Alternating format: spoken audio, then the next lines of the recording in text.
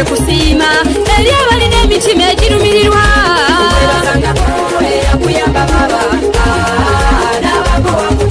ekigambo okuyamba ndokizanyisa abangi babeera n'obusobozi n'ekibalema okukola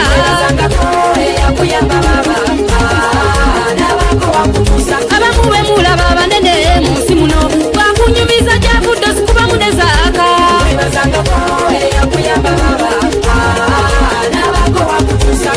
abangi kwabo bafiirwako abazadde ku myaka emimpi ddala wamma tunuulira obulumi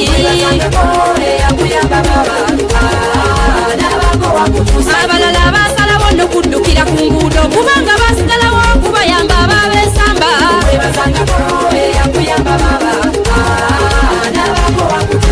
nammwe abayamba mumanyi okwefuula eri abo be muyambye ne mubasimbamu oluseke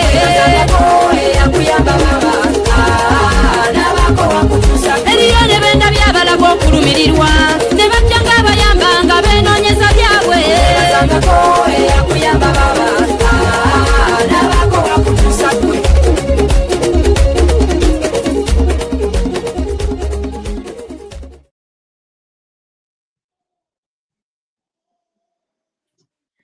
Yes, indeed. We're back again with the Afro-Day reports, and the time around we're just going to be dealing with the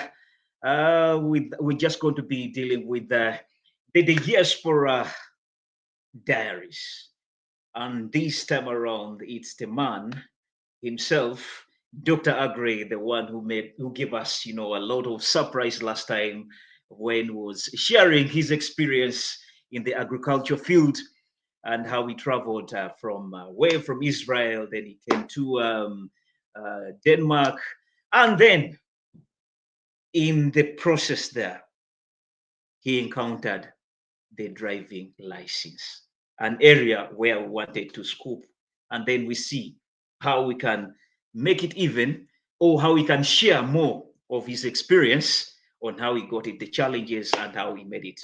Yes, just call a friend and a friend. Let them know that we're live on Afro-Day Reports, both on Facebook and YouTube, simultaneously live. You can share this link, and then you can always share. You can drop a comment in the as we're going to go on, and your contribution will be quite paramount. We believe in sharing and caring as a slogan of Afro-Day Reports. The more you share with us, the more we also get the zeal to get more and more for you. Yes, the day today is just the 5th of December. I would love to say happy birthday to all the December babies. You're doing really great. Yes, we wish you the best. And those who have really encountered challenges in the past month, yes, we believe you're not alone. We all sail into these hurdles. I always tell my friends that, life gives meaning when there are hurdles to jump. So such hurdles, we just can't say that you're stuck in there. Today it's you. Tomorrow things are going to change. I would love to dedicate those whoever has encountered challenges, a song of Bob Marley, where he says, "Don't worry. Hey, don't worry." I remember when I used to be a musician, about a thing. For every little thing will be all right. So one day things are going to change. But away from that, it's the 5th of December, 2025. I always remind my friends that, hey, please, the year is coming to an end. So far, we are remaining something like 26 days, and we shall be calling year 2025 bye-bye, and then all will be done. Question I always leave is, are you still in line with the promises you promised yourself in the beginning of January? My answer is as good as yours, the viewers. But for now, let me just introduce my guest once again.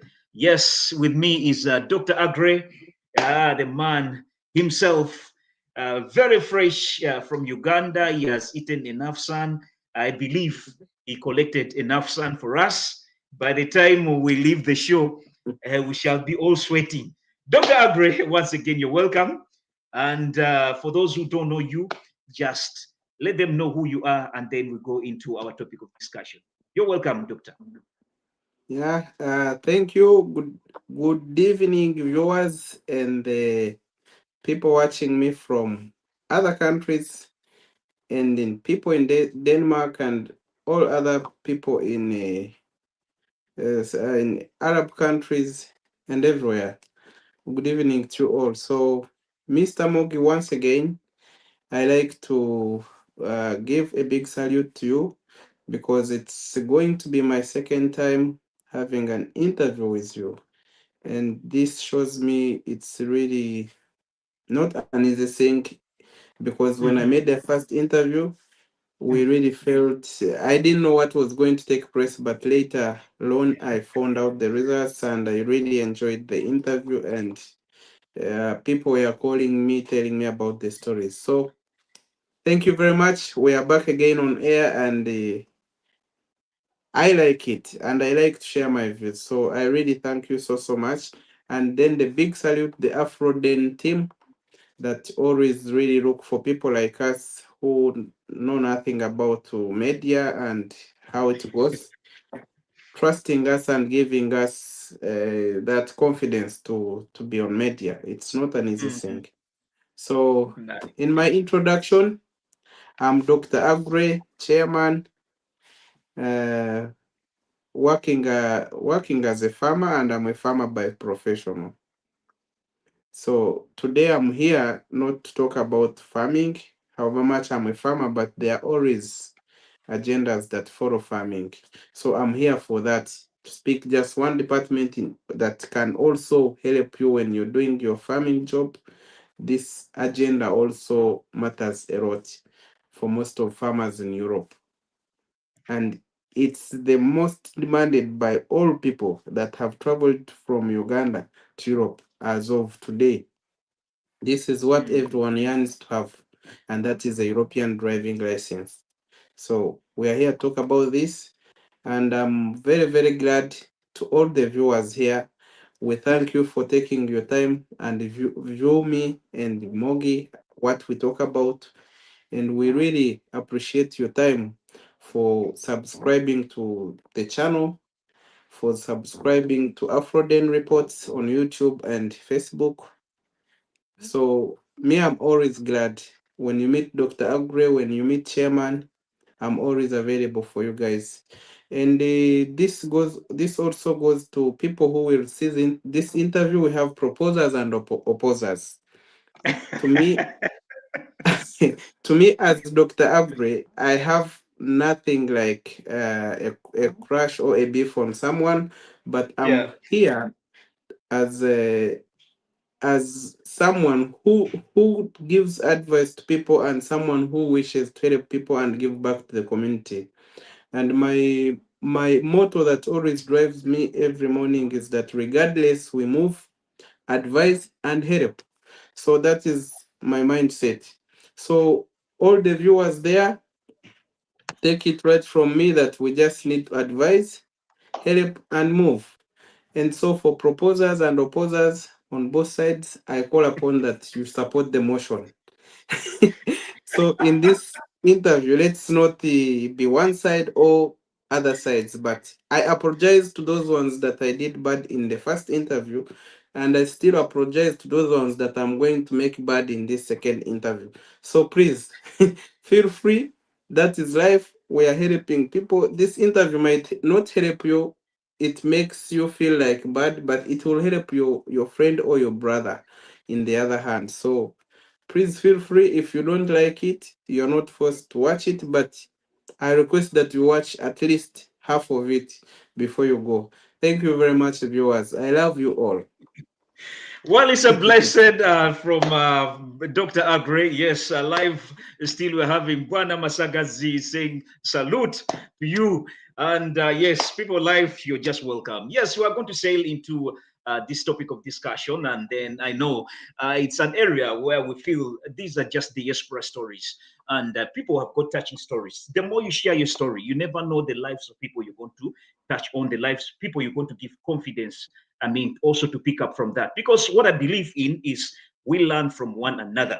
Your experience might be something victorious for me, or it can give me the courage. So while we are dealing with this diaspora stories, I will encourage everyone, whoever has a story to share which is touching, please just hit our inbox, just call us, and then at least you share. Sharing is caring is the slogan of Afroden Reports. Yes, diving into our topic of discussion, one thing I believe behind every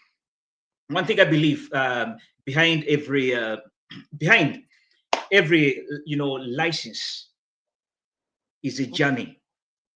Behind every license you want to get is a journey, which at times calls for people to be into late night studies. It can also lead people into their tests. They are now tests, and then people become nervous. But at the end of it all, unexpected wins are always there. So that's why Dr. Aggrey is just going to take us through the path, and how he encountered challenges and how he fixed. You never know how it can help us to go into this complex and even license process. Dr. Aggrey, you're welcome once again. But before we go into this semantics of discussion, let's have a little rider. It will give us a direction. It might be in a little bit easy Danish, but it's going to be, even when you don't follow Danish, you're just going to see it's really so touching. And then we shall see how it's going to flow. It's a rider which will give us something little, and then we see how we're going to say it.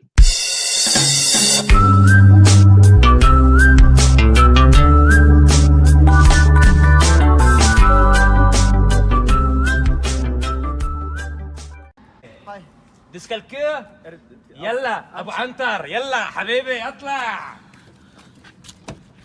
يلا روح على اليمين هون على اليمين فينسترا ابو علي الله يبارك فيك الله يطول عمرك ابوس عيونك Hvordan kender du kender så mange mennesker? Jeg kender det hele, det er familie.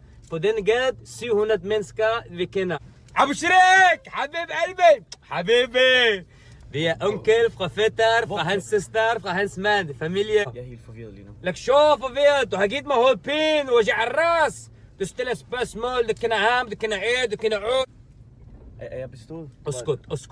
Undskyld. Jeg har lidt hovedpine. Stop her. Jeg skal lige have min medicin. Hvem er ham der? لك اهلا وسهلا حبيب قلبي كيف الحوال؟ والله بوس عيونك حبيب قلبي تسلموا. السلام ابو عنتر. Og dig, held og lykke med kørekortet.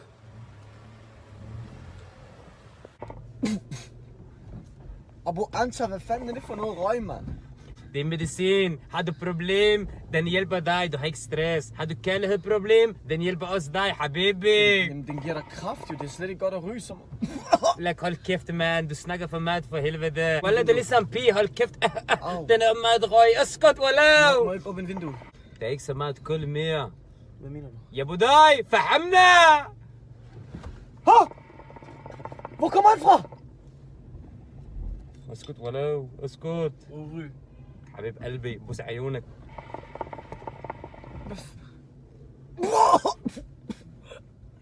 Jeg kan ikke mere. Hvorfor du kører 30 her? Jamen, der står 30 jo. حبيبي ده عيد بوليتيك. ستوب هير ليه مليت يسكلي انت ان الشباب احلى عبوداي لي هورتي يلا حبيبي 1 minut jeg kommer. Hvor skal du hen?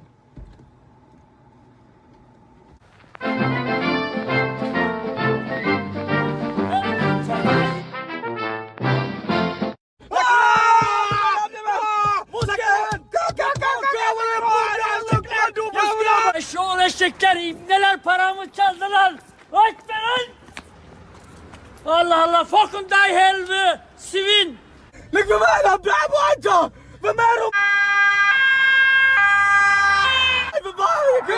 Kør!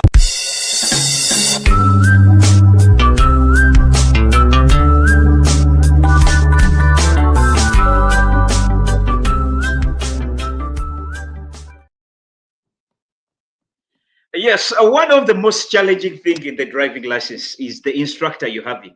The man who was in the Arab outfit, the kanzu. He was the instructor, and the other one was a student. One of the biggest problem why people are failing with the driving license is the instructor you're having as your teacher. Welcome to the Afroden Reports, and let's go straight into the Diaspora Diaries with Dr. Aggrey. Yes, Dr. Aggrey, first things first. Just a little statement from you in one word or statement. Why does the license process feel difficult across Europe? Well, thank you very much, Mogi. The license process feels difficult because it sounds as there is no time for it to achieve it, because all the time you're in the work from Monday to Friday, and then they need you to go for training for this driving, and the time they need you and also the money you need to pay, it makes it feel difficult. And also achieving it, like, it's not easy because you don't have it and you can't drive to have it. So if you're not driving, it will be very difficult for you, for someone like, for example, in the farm, in a very deep village, to move from his farm to go and train to the driving school in the city. So Mm, it's really very, very difficult because it's always hard from home to go to the training school or training center, and then you mm, don't have it, so you're not allowed to drive. So it's a little bit difficult for it to find that fixed time to have it. And also, when you're going to have it, they are not going to pay you. And even after achieving it, they will not pay you extra money for achieving it. So it will be like you putting in money, but you're not going to gain it out. And so it makes it very difficult. yes, by the time we come to the end of this discussion, I guess would have gotten the exact meaning of what you're trying to say. Ride us Yeah. through your experience. Where do you get the empathy? Because you've been driving in Uganda. Why couldn't you just use your Ugandan license? Just sail us through your your real story about Yeah. this driving license. Sebo, uh, the floor now is yours. So Mr. Mugi, What gave you that about the drive? driving. What gave you that drive to see that, okay, I need now a driving license? What made me to have that is the mindset I had. You know, from the beginning, I'm speaking on behalf of many people who are watching me. And many people are still students in Denmark. Like, for example, they have just come in Denmark, then farms. Always when we come, we have 18 months. And we always say, if I will finish my 18 months, I need a contract. That is in your head, in your brain. It's a mindset. But you're not Mm-hmm. thinking of life after having a contract. Yeah. And then when you win a contract, a working contract, after 18 months, then your farmer employs you. Your mind will tell you, like, okay, I'll work for 2 years and I go home, because if I get this money I have today and I work Mm, more 2 years, I think it's enough money for me to beat the future back in Uganda. mm, mm. But when you stay here for more 2 years, then the weather changes and the working conditions changes. You find Yeah. yourself that maybe you're riding from home to work, and the welfare is not good for you, because in winter, if you're riding a bike from home to work, it's a little bit Mm, hard. Then you find yourself you can't access services like, if you like to see the doctor and it's winter time and the bus leaves in the road, before the train and the bus disappoints you and you pay again for the DSB, you will not know the purpose of achieving a driving license. oh, Before yeah. you lose the job and you go to a new job, when you see a new job post and you read all the statements, we need someone with experience of 3 years who can speak English very good. Then down they will put notes, but you must have a Danish driving license. You feel like the job suits you very well, you have all the qualifications for the job, but down here they will put there are always two words that get us out of the job competition: a Danish driving license and a Danish language. Mm. So, in most cases, when you have one of these two, these people that the employers always kill one eye to fill your pardon, to give you a job. Yeah. And so most of us here, when we came, we had the like we want to go home after 2 years, but as time goes by, you find yourself like you joining the system whereby you captured and you'll not go home soon. So this causes you to think further than we are doing in the first time round you reached in Denmark. Mm. And the things you first trigger to have, the easiest thing, because a Danish driving license and a Danish certificate, a Danish language certificate, I think the license is much easier than having a Danish language certificate. So when you want to die, you will always first by trying your hands before taking the head. Mm. So the hands go first. So here you want to stay in Denmark, but another leg is in me. I'm going home, but your head is here, but your legs are trying to pull you back home. So this Danish driving license, in most cases, helps you to give you now a new mindset, a new forum of how you should think. So, for example, after winning it, you could not go and invest in a Danish driving license, 40,000 Danish krona, when you think of going back home tomorrow. Mm. I think it could be useless. So, to me, I found when I got a contract, I worked out, I got some money. The mindset I had of going back home in very shortest time, it changed. And that's why I had to go for a Danish driving license. And also the working conditions. Every morning when I ride on a bike, 4 kilometers, and there is snow slowing to my eyes, I already felt very hard, very bad, and I had to look for a solution. And they say if you stay in any kind of life that you're not stretching or you feel comfortable, just know you're finished. So I had to look for a solution like how can I get out of this bad condition I'm working in? For example, you're sick, but you can't visit the doctor in time because you don't have a car to drive to the doctor. Mm. So all this triggered me to start a process of having a driving license in Denmark. And then also I feel like, okay, if I'm changing my condition, I need to change the workplace. But every time I try to feel like changing the workplace, when I check the requirements, they need me to change the workplace. Driving license is number one, and Danish language is Hello. number two. Yeah. Mm. I have the skills, I have the professionality, I have the qualification, but to be fit in the system of Denmark, there are always major two qualifications that will need you to be at least much considered than other people you're competing Mm. with to have such kind of certain kind of a job. So, cutting the story short, I started my driving license some time back. And to me, I thought it is something very easy. Like when you consult from friends here, actually, the friends we consult, then some of them never passed through the process to have a Danish license.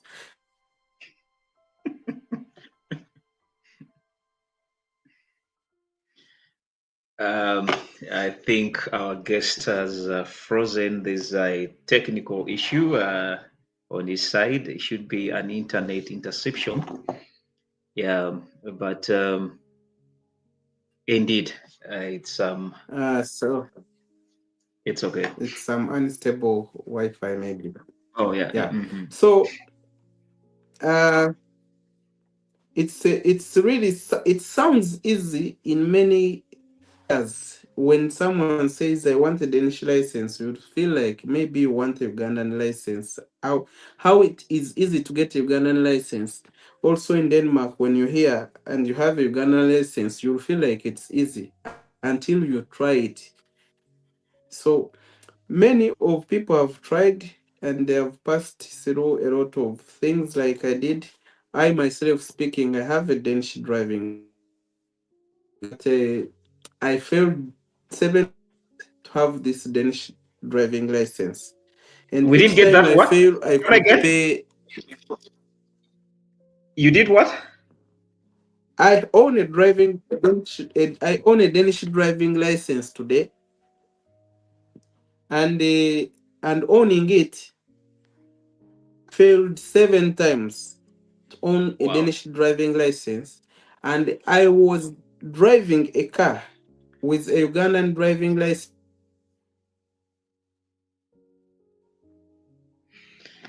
Whoa.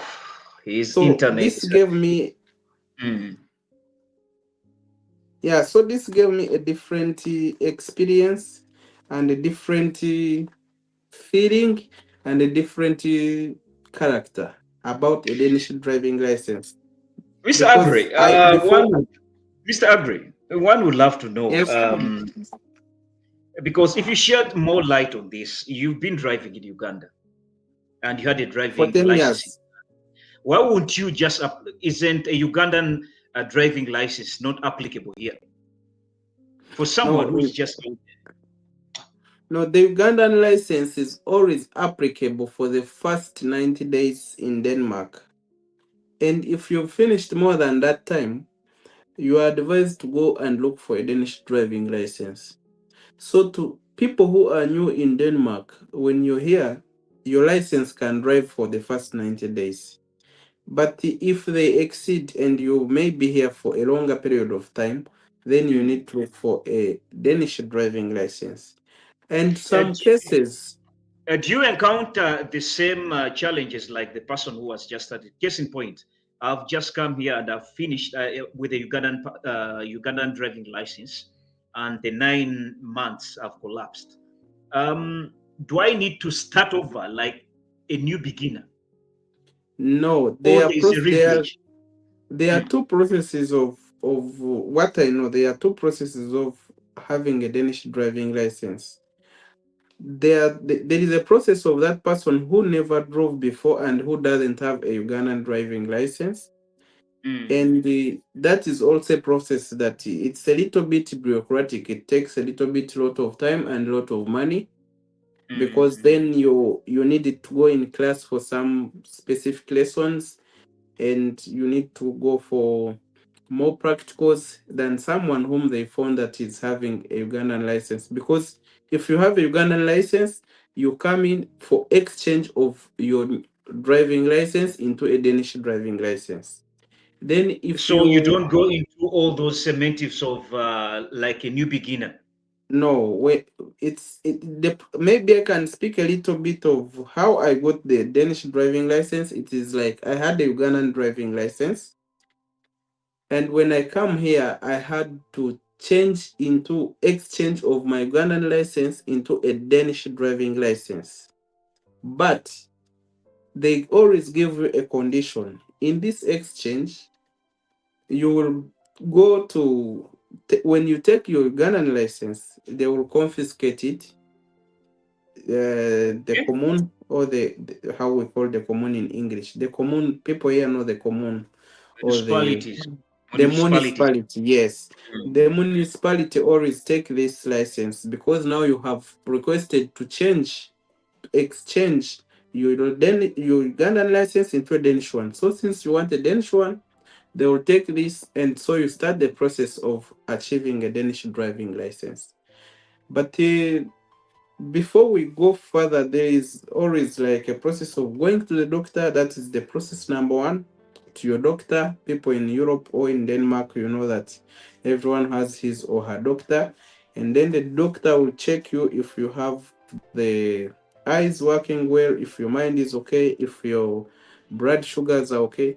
For example, if you're a big person like me and you look diabetic, they will always also take the blood samples for diabetes. Okay. So in this, if they find that you're diabetic, Danish driving license always runs for 15 years. But if you're diabetic, they will always give you a very short grace period, like for 5 years. to go back to a doctor for a checkup.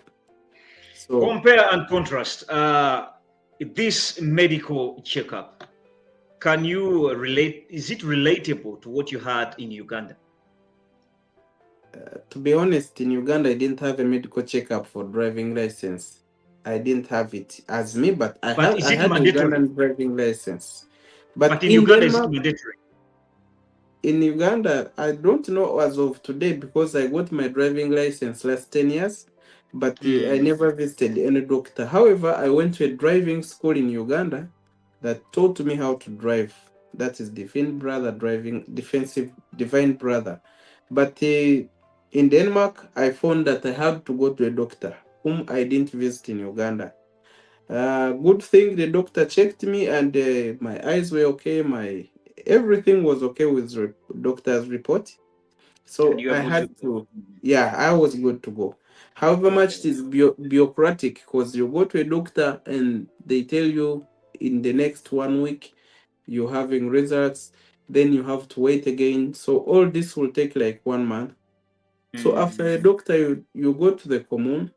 So the municipality will take your Ugandan driving license after receiving the doctor report that you qualify to exchange your Danish driving license. No, Ugandan driving license into a Danish one because without a doctor's report, then the municipality will not consider you like you need to change. Maybe they will think you are crazy or you're having you are short-sighted or you're long-sighted. So it's more important that you first visit the doctor before you go to the municipality.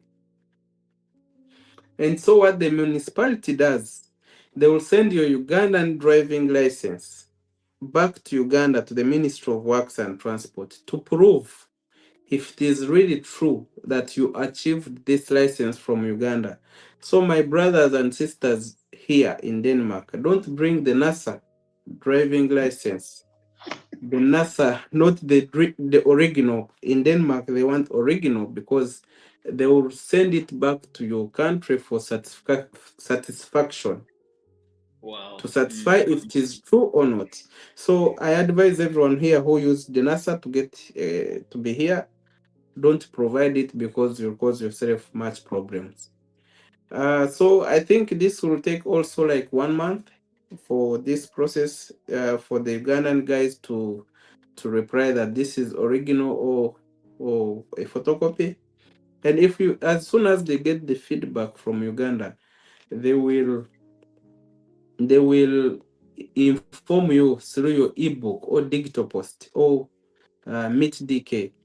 All you people here know this, how the government emails you when they have something they need you. So when they inform you, then in there they will tell you your driving license has been approved, that is original from Uganda, and so you have a right to go for a Danish driving license. And when they give you that, they would advise you to go and look for now an instructor who can book for you a theory test. In Denmark, when you're going to achieve the driving license, you have to do the theory test and the practical test. But I thought you, as one is exchanging, you wouldn't love to go into those, semantics of going into theory. You just go straight with the practical. The fact that you've been driving. Yeah, it's true. The fact that I've been driving, there are some countries in Europe, for example, if you're from Ukraine and you need to change your driving license into a Danish one, you're not taking a theory test.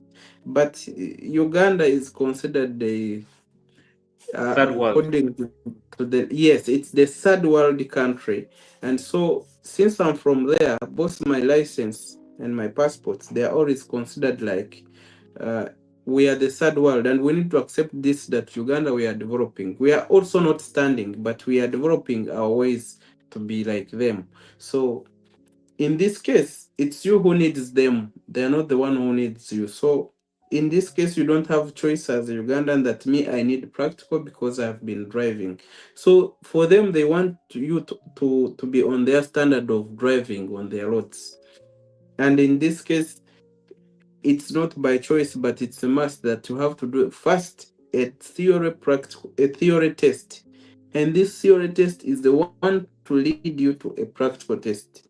You will not book a practical test before you pass a theory test. But was it really counting, holding water for you to have that aspect? Because Uh, now, certain countries, they're given that, leverage to just, go away from the theory. But you, a Ugandan, how did you take it? Was it after you getting your license? Did you feel it was worth it? uh, I didn't like it, to be honest. I didn't like the theory test because I was already a driver who drove for 10 years. And So it was more stressful. yeah, it was more stressful, but I had to take it. And it was free. For the start, it is always free. But the problem comes in when you fail it. And because I knew that I'm a driver, I've been driving, I didn't really give it much time and attention to revise and follow up what they need, because I thought what I see on the road is what I know in my head. So I just Mm. waited for a day for a theory test, and they say you have 25 questions. If you pass all, you passed. If you fail below 20, you have failed. And so you repeat. And if you repeat, you need to give 1,200 Danish krona. That is Ugandan shilling 600. So when I accepted to $100. do this, yeah, so in the Mm. beginning it was free, but because I know I'm a professional driver, and I took the I don't care policy, I didn't practice much, to be honest, for this. And of course, I waited for test, and I went to the test. It's computerized. Most of you guys here, if you're not used to the computer, make sure you practice before you go for this test also, because it is computerized. It's not the paper that you're going to write. The objectives, but treating you to see if you know how to drive. But to be honest, I knew how to drive, and reaching to a test, I win myself 18 out of 20. And so the computer marks you from there. Before you stand up from your computer, it will show you that you failed. So failing, I took it easy, and I say I need to pay the same day I have failed. And that was my first time to fail. However much I didn't to however much I didn't take it serious. I thought in my second time I could pass. And that's how it became, because I said, okay, how can I fail driving? So when I went home, I had to go in books, read prep so I can pass a theory test. Mm.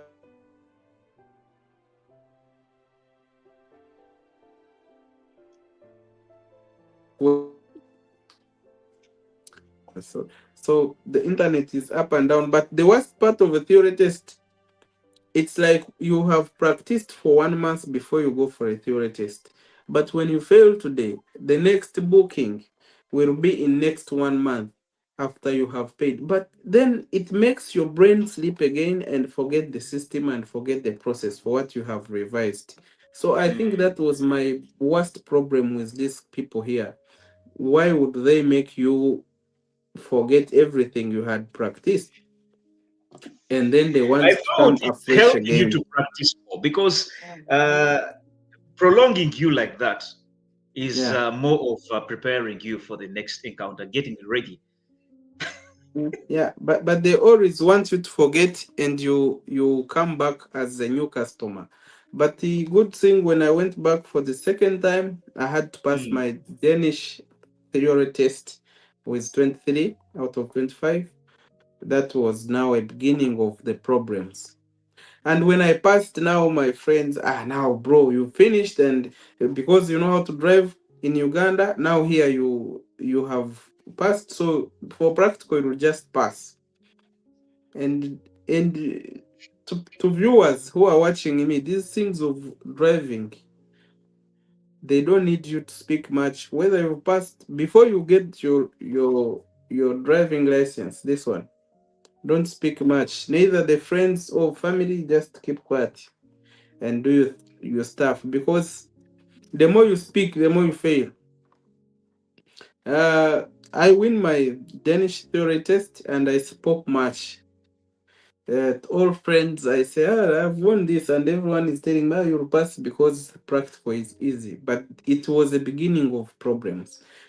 Uh, so I had to wait also 1 month to book the practical test. So when I booked the practical test, I had an instructor who could make me to go in and drive with him.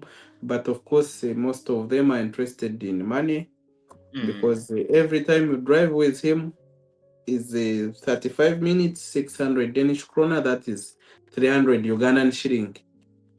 Now you can imagine for us in Uganda to get our driving license, we used to get it at 400 and you have Ugandan driving license those days. But here, just to drive with someone a car for 35 minutes, you're paying 300 Ugandan shilling, just 35 minutes. And now you need to drive with this person every evening after work. And moreover, it is winter, it's already dark. You're driving in new roads, you don't know where you're going. It was really not easy. So the guy told me, you're a good driver. I can book for you a practical test now. And of course, I went as Aggrey. I knew I'm going to pass. But I was a little bit, because I talked to many friends and they told me you'll pass. I didn't give it much attention also. And already I believe in myself. I know how to drive from Uganda. So even the date to go for a test, I knew it is going to be 14th, but they had wrote me 13th. So on 13th, I woke up with other different programs. I'm working, I'm at work. So 20 minutes to the test, my instructor called me and say, Aggrey, you're not showing up for the test. So I personally blame myself for being disorganized. For the first time I went for the test, and I didn't meet my instructor to give me those key points like we're supposed to do it. Yeah, in the first round. So I lost the chance to meet him, and also had organized that before the test, at least we meet 30 minutes and he tells me what they will ask me like this. So I reached to a test unknowingly, like it was abrupt. But reaching there, the instructor had to ask me, okay, so if you're here, sit in the car, they always have technical questions they ask, and I wasn't aware of these questions. So they just told me control the bridge, and I just said, but the bridge is breaking. It has no problem. And my first time I failed unknowingly. I didn't know how they mark. I didn't know what they do. So when I failed, now I took it serious. But taking it serious, I went home and because when I say I failed 7 times, someone says that there are very many, but 7 times, that is 7 times, 7 months. that's inclusive the practical and theory. Yeah, I failed practical 6 times and I failed theory 1 time. But good thing I have the Danish driving license today. But me failing these times, they don't seem to be many because every time it had a different reason why I have failed. So you could come and concentrate on mirror shoulder because last time you failed because of mirror shoulder. And now today they will look on the pedestrians, just an old man standing on the side of road, not even planning to cross, just on his phone, and they step the brake, they say you failed. Very small thing. You drive the speed, you need to drive 50 in the city and you're driving 52. So they say you failed. Just small things. So your concentration could go on the bikes on the road and the pedestrians, and you forget to make the speed in 50 and you make it 52. Totally you failed. So I was failing because of many reasons, but I think in my first failing, I became nervous. And Okay. also, my worst mistake and my worst experience I got in this is speaking much when you fail. Don't speak to anyone when you fail. Don't speak to How anyone is this when you fail. relatable to the driving? Because when you speak to people after failing, people will give you like hopes. Okay, you'll make it, you'll make it. And when you're going to the test again, you'll feel like those people are going to see you again failing, and you'll be nervous. And you find yourself thinking much and saying, "What will I say after failing?" So you just go in the car thinking you'll fail. And now what comes in when you really stressed up, you sit in the car, the examiner, before if he tells you stop, you start. Mm-hmm. When he says start, you stop. So I found myself driving on the side of the Uganda, like the Ugandan road, we are on left, and here we are right. So I find myself driving like I'm in Uganda because my mind is boiling, and I could fail because of small things. So what I learned in this is keeping quiet. That's number one. And number two is never give up on what you want. Regardless of what condition you're passing through, but never give up, because I first made the blame to my, when you are failing, you have a lot of excuse. So my first excuse was like, you're giving me a manual car. Now I have to change to automatic. That is when I first failed. So because it's not like I was not driving manual But car, but before you, in your first 9 months, you were driving a manual car, right? yes, I Did was you reach an driving extent manual car. of changing it to automatic? Yes, After, and to be honest, I passed in an automatic car, because when I'm driving manual car and you say mirror shoulder, and you look this, to be honest, you find yourself losing control on the road. And so I had to accept defeat and say, I asked the instructor, the this examiner himself, I say, but now mm, if I use automatic car, because I wasn't sure that some people used to say, this is also very important. They used to say if you make a test using an automatic car, then you are not allowed to drive a manual car, and they will include in your license that for you only drive automatic car. But it's not like this. When you're going for a driving test, when you're exchanging into a Danish one, you have a right to use an automatic car, and I think it's a little bit easier. Don't use electric. Electric is also having its own problems about the speed. From Uganda, we not yet used much electric cars. So please use your benzene or diesel car, you'll be okay. But with electric, it has a lot of acceleration that moves very fast, high and down. So I also tried electric, but I failed one time with it. I said I can't go back with that. The issue was the speed now. But when you use when you're exchanging your driving license, now this is an advantage for people who have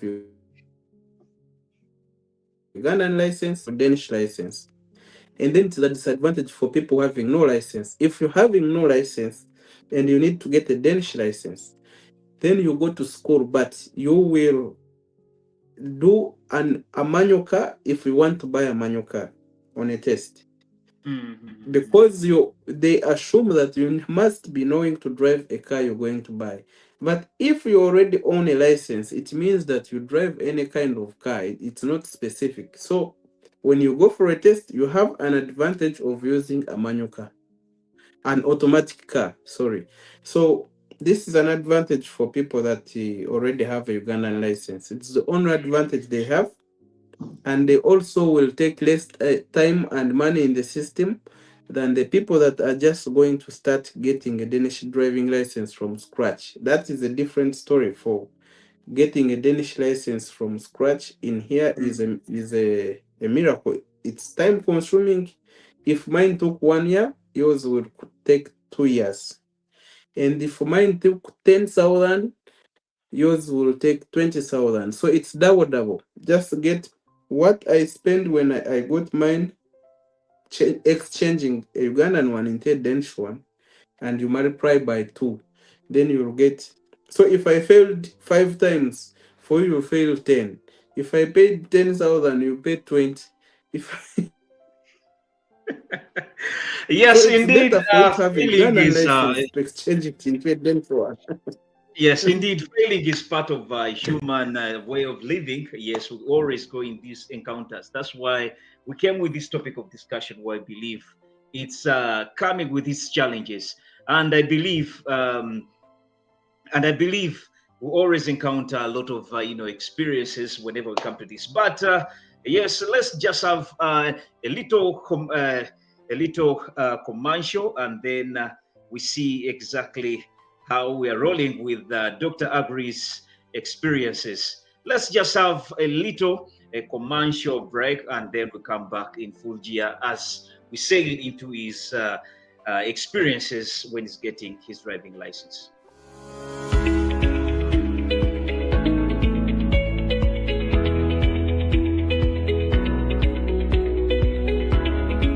Been here in Denmark since 1991. That's around 34 years.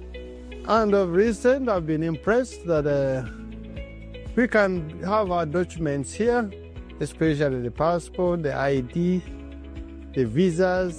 So the migration has become very easy. The communication is positive. The staff is willing to help. And that way I'm encouraging all our Ugandans who live here, not only in Denmark, but in different countries of the world, to enjoy that service, that you can both be a Ugandan and be a foreigner in another country. And I've been impressed that now our IDs, the national ID, have also come here, which is still new, but happy to hear. Thank you for the leaders of the embassy, the ambassador, and the people involved. Thank you. You already know. If you're looking for your documents, well, today is a great day because I am at the National Embassy of Uganda, that is here in Copenhagen, to get myself my national ID. And guess what? I actually got that sorted because there was so many mishaps, or around about 2-3 things that I needed corrected, especially with your changes on your documents. If you need that rectified, if you need to renew, if you need anything to do with your documentation, well, come through to the embassy and have that sorted. But I got my national ID, and I didn't get it yet, but I got it registered. I got it figured out. So around about January next year, I'll be getting my ID, and the process is happening now. It doesn't take too long, and you know what? There is no queue, so you'll not wait the rest of your day. The longest it will take you is probably 30 minutes. But once again, it depends on what you need sorted out. So come through. I got mine figured out. Next year, January, I'll have an ID in hand, and you need it. You don't think you need it until you need it. If you're Ugandan, this is the time. Come through to the National Embassy. Copenhagen, not Kampala.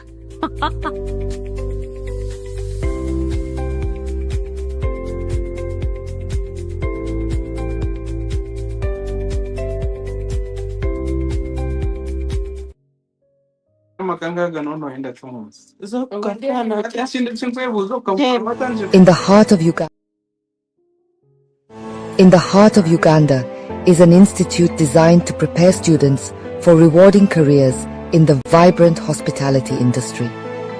Copenhagen International Institute of Catering and Hotel Management is here to provide a solid foundation for Ugandans in catering, hotel management, knowledge and skills required to excel in various hospitality sectors. Our courses are designed by industry professionals to ensure that students learn from the best to create well-rounded graduates. We offer practical training and internships to students using state-of-the-art equipment which is used all over the world to prepare our learners for jobs both locally and internationally. We are located in Kisasi on Bahai Road, 8.7 kilometers from Kampala city center. Copenhagen International Institute of Catering and Hotel Management.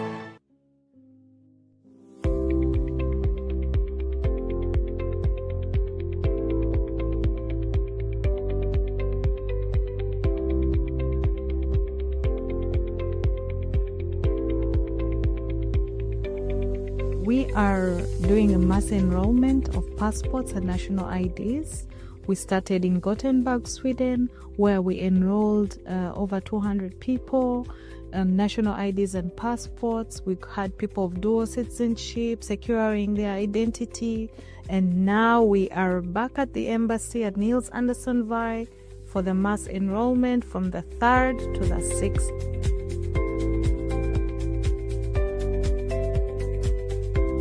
We're here as the National Identification and Registration Authority NIRA team to register citizens who are staying in Denmark and countries surrounding Denmark.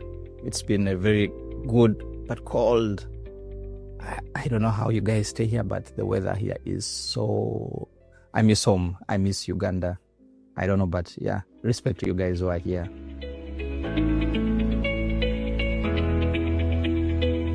Back home, you need your ID to do transactions, land transactions, open bank accounts, and so many things attached to it to renew your passport. So please take the chance, come and register with us. The team is here for you. We have traveled all the way to come here, and because it is your government, it is us, the services are yours. You can actually have both passports because these countries accept dual citizenship, and it's very easy to get it. The certificates are issued here. So come and secure your identity. We have national IDs, we have passports, we have dual citizenship. It's a one-stop center that everybody can access and come and get their services.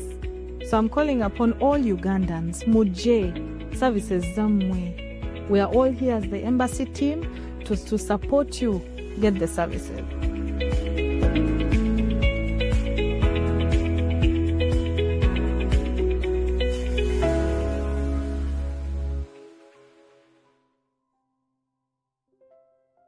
Yes, indeed, it's a one-stop center, and then that's a Uganda embassy, and they're giving you all these services. Whether you lost your passport, you want to get a new passport, you've never acquired a passport, dual citizenship, you want to have issues connected to the Uganda IDs, all services available. So just avail yourself there and then go into the process, and then you get it very easily. They're trying to make it easier for you. So any time of your choice, just make it and go pick whatever you want to get from the Ugandan embassy.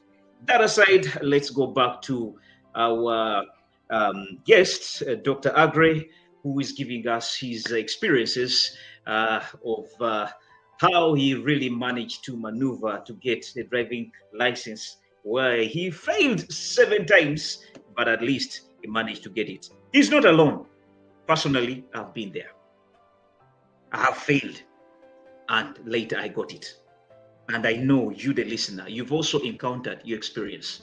I guess we shall get more people to give us more testimonies when it comes to this driving license. Documents are not something very easy to get, but let's just go ahead with Dr. Aggrey. Yes, Dr. Aggrey, once again, you're welcome from our short break. And as we say once again, let's go back into your experience. Yes, now you're in the practical. Given the fact that you've told us, yes, with the practicals, you failed, and this time around you learned, you never wanted to tell anyone. Please, the floor is ahead. The floor is yours. It's true. By the time I stopped telling anyone about this, even including my wife I stay with in the house, even my boss, like you became silent, not telling them. Yeah, and this is the time I won the license. But before I fail, I come tell my boss, tell my mother, call my friends, tell everyone I meet, I failed the license, I failed the license.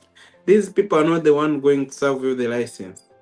Someone going to serve you the license is a different story, is a different person. So keep quiet, just focus on him.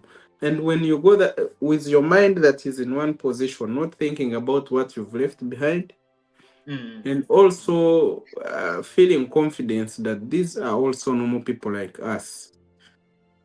But every time they used to come with, they always come with some big bugs in their armpits like this. These examiners, Oh yeah, and yeah.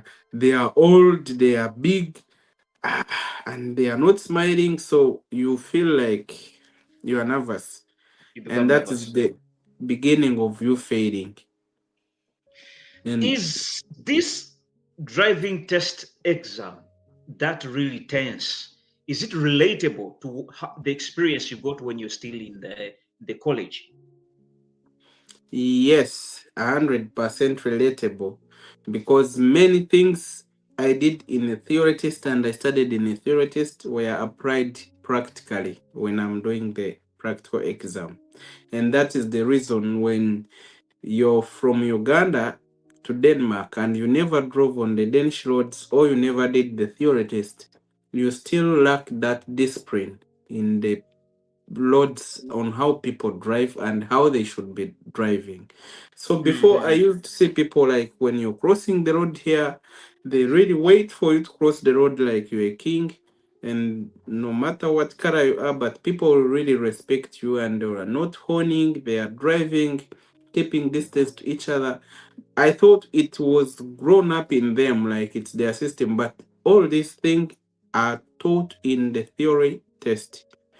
The other things like drinking alcohol, you'll not meet the police telling you like don't drink and drive, and you'll not know the consequences of you drinking alcohol while driving until you do the theory test. But when you do the theory test, you'll know the consequences that can happen to you when you drink and drive. You'll know why the lights, if you'll know why you can't pass in the red light when it is red and you just drive in the red light. You know the consequences. This is theory test. In a practical test, they are just expecting you to be knowing that you pass through a theory test, so you know what to do. They will not tell you what to do when you reach to a road right. So in one scenario, I failed when I reached on the signpost with the word stop. And so there was a road crossing, like crossing roads, but there is stop. So to me, because I'm used to Uganda, in Uganda, you look this way, and nothing, the road is empty. So why would you stop when the road is empty? So those are some of the small things. This we see in Uganda is small, here they are too big. So I came to the crossroads. We call it kusiba mukatini, okwata just stepped in a little bit, looking all the road from this side and this side is safe. Cross the road. That day I had drove very good with the examiner. We okay. He told me, but when we reached, when we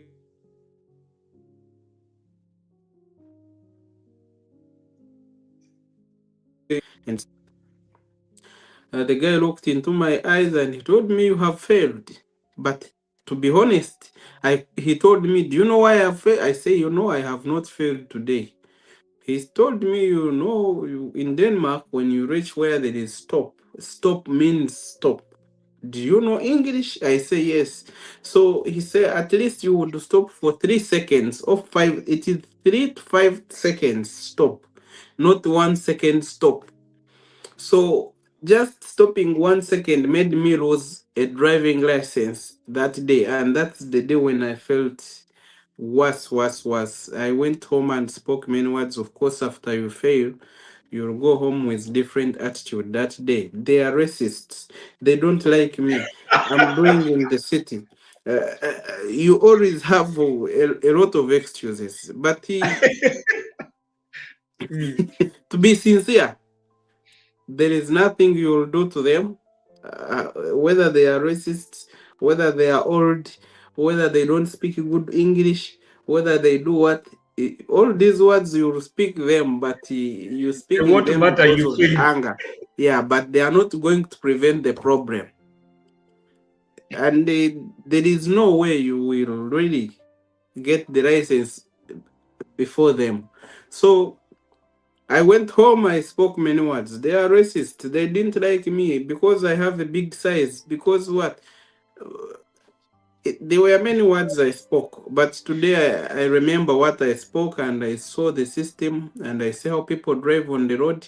I say actually they were true, because now when I get this post or this sign where there is stop, I always remember how I lost. Because every time I lost, I used to pay something like 5,000 Danish krona. That is like 2.5 million Ugandan shilling. Counting, like you've waited one more month, you need to start afresh again to the instructor. You pay 600 every time you drive with him, and he tells you need to drive with me more 6 times. It was much. Then you pay 1,200 why you failed, also to the municipality to book for you a new test. So I really always, You when I felt get to this, the financial pain. You felt yeah, it. it was financial pain, and I don't have good money. So it was really, really much hard for me. But finally, on But this, before we go into the final bit of it, does the instructor you have or you're given much an impact on your driving issue? Can it be an yes, issue you can yes, fail or yes, you can yes, pass?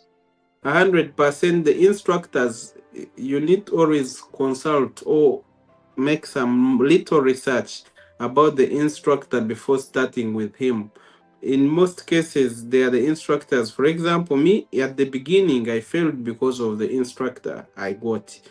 He was not speaking good English, to be honest, and also Because he could. the reason why I'm asking this, based on the ride that we had in the beginning, it was in Danish. Sorry for those who don't really get Danish, but he was a bad instructor with Yeah, a student yeah, where he was minding about himself. Yet at the end of it all, every day you drive with the instructor, you have to pay 600 Danish kroner, which is I don't know how much it is it in Uganda. It's something like 300 uh, Ugandan shilling, I think. around 400 or 350 something, Ugandan 500 shilling. something, Yeah. 500,000 Ugandan shillings. So Yes. basically, that's why I'm asking: does the instructor really matter so much to fail you or not? Yeah, there are major three things which will really bother you to fail. One is the instructor that you chose, or the instructor, you might not understand it, but the driving school. Two is the location where you're located in Denmark. If you're located in Zeeland or Copenhagen area, where you move every 2 meters, you meet red lights, you meet roundabout, you meet the bicycle lane and the traffic, the crossing lane. So be worried of your location. And three, it's the weather or the season you're trying to practice getting your driving license is more Also matters important. much. A lot. Okay. And also four, which could be, it's the time that you theory, it's the time like they have booked your practical test to go for the test. In most cases, when they book for you at 12 in the noon or 3 in the evening, a lot of traffic on the road, many people going at work in the rush hour and coming from work, both with a bike, on foot, and with cars. So in that rush hour of 12, when people are going for lunch, and also in the morning at 9 when these kids are going at school. So always pray very hard to have a booking time like at 10, whereby everyone is at work, everyone nothing in the road, even the chicken or the bird is not crossing the road. Yes, Dr. Aggrey, from WhatsApp, we're having actually those who would love to go with WhatsApp. You can also drop a message. We're giving a WhatsApp number. That's the WhatsApp number. You can send your message. Yes, from WhatsApp, it is one Richard is asking a question here. He's saying that, let me just read it from here.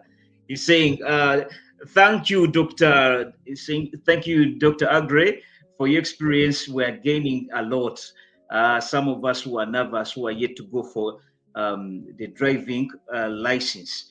But my question is, how do urban versus rural areas impact access to test centers and practice time? So I think the question is, what, in aligning it to what you had said, does it really matter to take your driving in the urban centers or to take your driving in the rural areas, Yeah, localities? because I took my driving in Nykøbing Falster, that is in Copenhagen area. But to be honest, failing the first time I called in Brønderslev, that is deep Aalborg in north of Denmark, where many guys had passed through there for the first time passing the driving license. So it's more important if you're in village, if you are in Denmark, but deep, like in the, maybe let's say you're in Skive, you're in Frederikshavn, those long areas, you drive 20 kilometers without meeting the red lights, and your own remitting nothing in the road. There is no traffic in the road, and there are no many roundabout, because No also many roundabout. road signs. Yeah. Yeah, we always Unlike in consider centers. how many times you touch on the brakes, the shark sticks, and then you have to do mirror shoulder. And in this roundabout is where you're going to make the mistake. Entering the roundabout and getting out of the roundabout. Also in the red lights. When the red lights gives you orange and what, and then there are may much traffic in front of you, maybe people trying to cross in the in the rights, and for you when you see green you want to drive immediately. So in the village of Denmark, in the urban, like in the rural areas, there are not many red lights, but in the cities, every 2 It's a kilometers you challenge. find a red light, and if there's not a red light, it's a Too roundabout. much If not a time. roundabout, it's a one way. If not a one way, it's a crossroad. And remember, you are not used to the roads here, so even driving into one way is easy for you because you don't know, and the instructor will not tell you that this is the one way. He will just step the brake and then you have failed. So if you are in the if you are in the rural area, it's an added advantage for you. However, you still need to concentrate much and give it your brain and time. Okay. Yes, Yeah. let's go still on online from the YouTube. We're having a one marks. I think it was relating to one of the questions you talked about, where you said uh, uh, we're talking about your exchange program, your exchange license program. He says EU countries slash EEA countries, Finland, I think also the Greenland, are the only ones that can be generally drive on a current license and exchange it without a test. Other countries,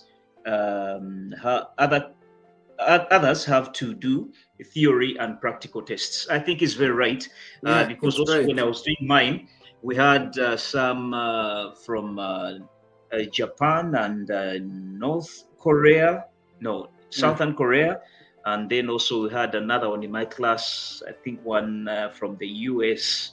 You also did with us, so it's really understandable. Yes, on Facebook.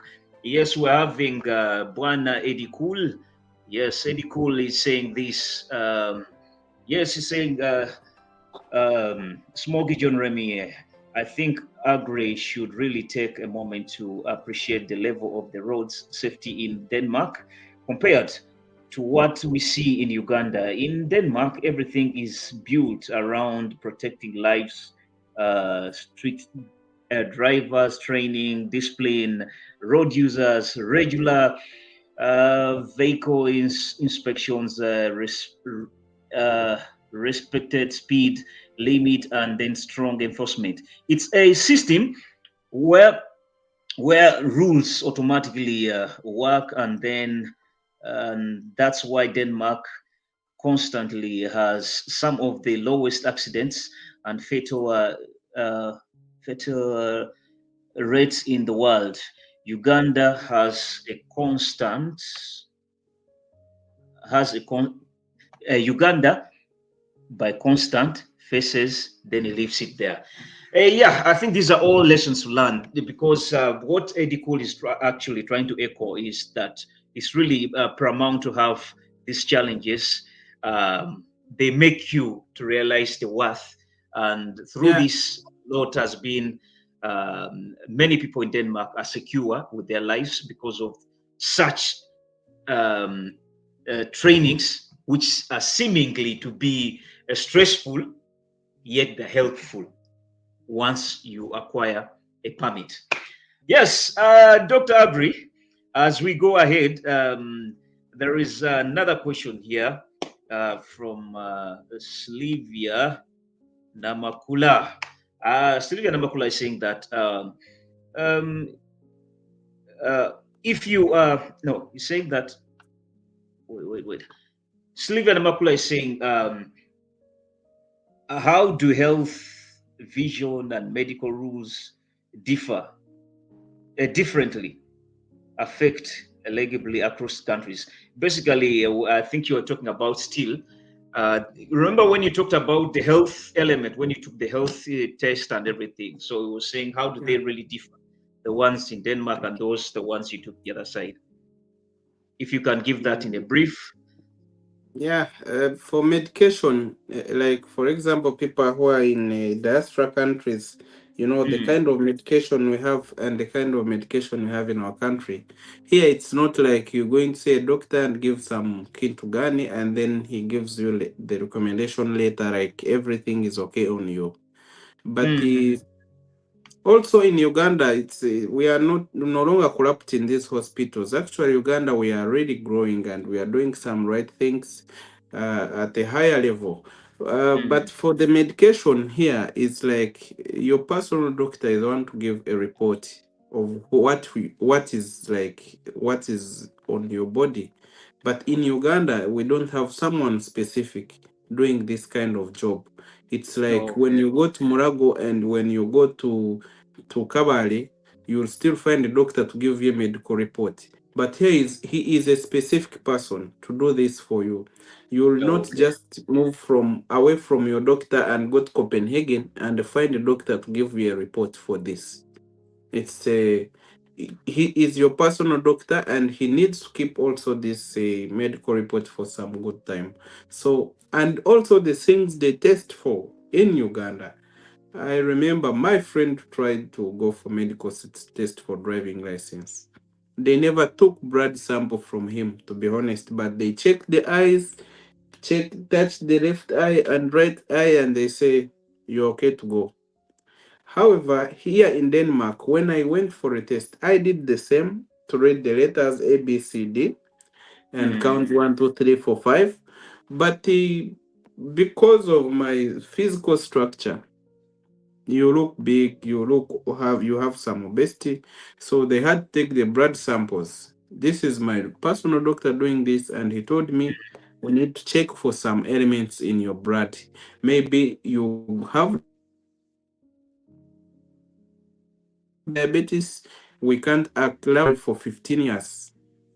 But you need always come to see the doctor maybe after a certain period of time. But good thing I was free from all that they were suspecting from me. Wow. So like there is further investigation about the doctors here and the doctors in Uganda. Wow. Then we go ahead. There's another one on Facebook where we're having Cassidy Jackson. He's saying that what should learners prioritize in the theory study versus the practical hours? Which one should they give more time? Practical or theory?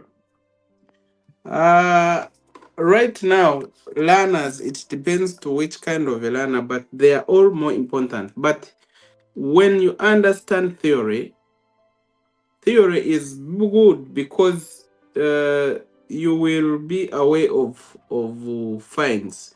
It will not help you having a European driving license for 1 month and they take it back tomorrow.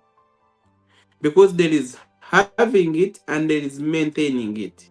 They are two different things.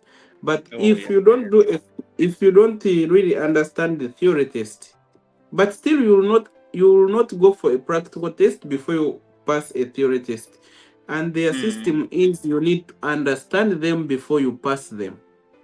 So there is no shortcut in this thing of getting a driving license. You just need to understand what they gave you.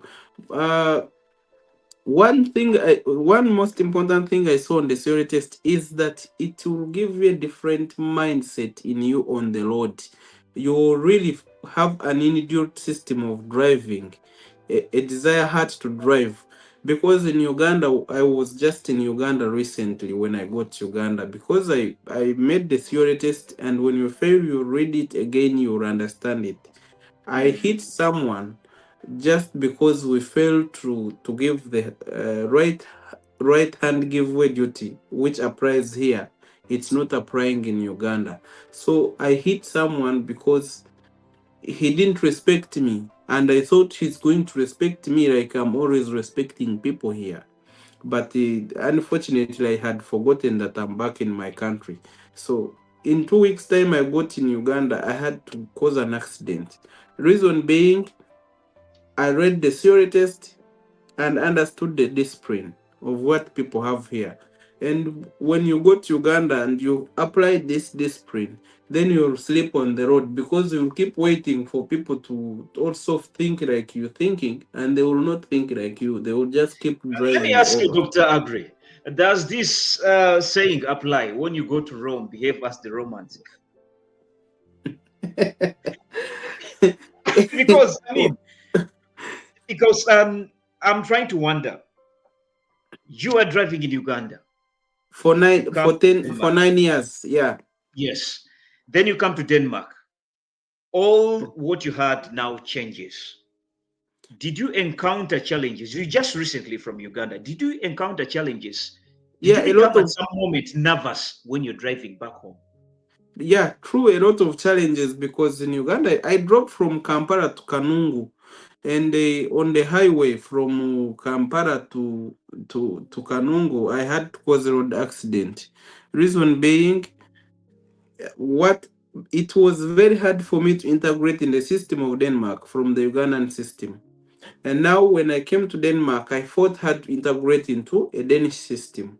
So when I went to Uganda, I thought I'm still the senior driver of Uganda, but I forgot that I was fighting it before to have a Danish license. And now the Ugandan license I sold went with its experience in Uganda.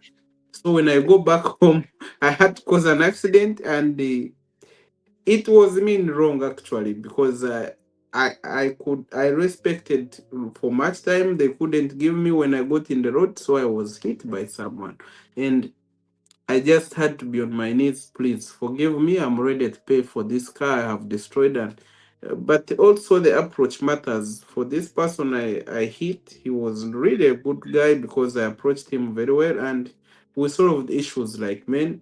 And he really didn't charge me. He was a good guy. But to me, in my heart, then I say the problem I was fighting before now is a problem that has caused me this, because before I failed because I was driving on the Ugandan side in Denmark. Then when I got to Uganda, I made an accident because now I'm driving like a Danish person in Denmark. So it's really confusing. And now I think when I go to Uganda, I will have a driver, because the driving system in Uganda will make you like you see the cow is crossing, people don't move out of the road, and the chicken is also passing in the road, and also the dust is coming up. So like in the road there is a cow, there is a person, there is someone selling shoes, there is a bicycle, and there is also a big hole in the road. So you will lack what to do in this kind of situation. But in Denmark, you will not hear someone honing, because in this situation I've told you in Uganda, then another person is honing, like making noise for you on the road, and there is no reason but just saying hi to the friends. So this is a discipline I've really seen in Denmark, that when you drive here, you will really respect people on the road and you understand people. And yeah, I really feel not like Uganda is not a bad country, but our system of driving is good only when you have been in Uganda, not driven outside here.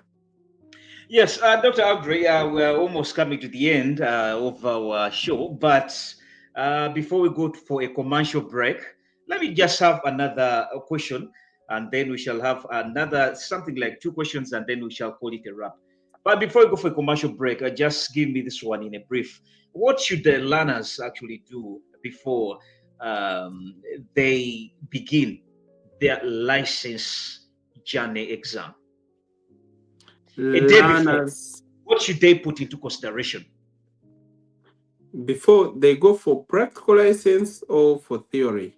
It doesn't matter. You can give us a package of the two. A day before your exam, what should So one willing to go for the driving license put a into day consideration? before to their exam, they should not speak much. Don't tell your friends, don't tell your mother, don't tell your father, don't tell your boss, don't tell your workmates. Just leave work, have time to Mm, rest, have a sober mind, and try to also refer to some videos on internet or YouTube for driving in Denmark. You can mm, be there is some app called prove.dk whereby you go in and practice this maybe theory tests and also watch some videos mistakes mm, that are carried out when you're driving in Denmark and try to read this. And also, please focus much on reading technical questions before going for a practical driving test and understand them.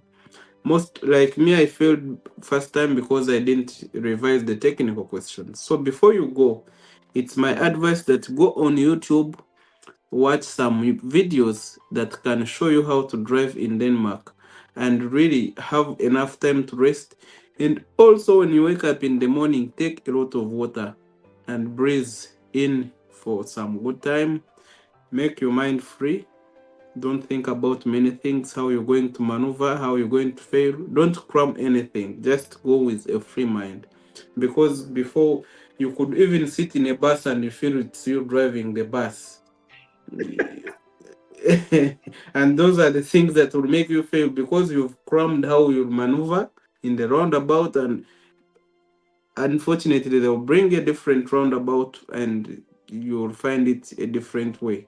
So, and the things I could do if you have like a bike or a scooter, a mm. day before going for a driving test, after work, don't keep yourself in the house, locked in the house. That's why it is more important to start this process in summertime. Okay, yeah, yeah. Mm, mm, mm, mm. You just move in the road with foot if you don't have a bike, but make sure like the mind for traffic is in your head. Don't. But if you keep in the house and you want, like you've been in the house for the whole week, if you feel like your driving test is next week, make sure you spend the whole of next week going to make sure that you use to the traffic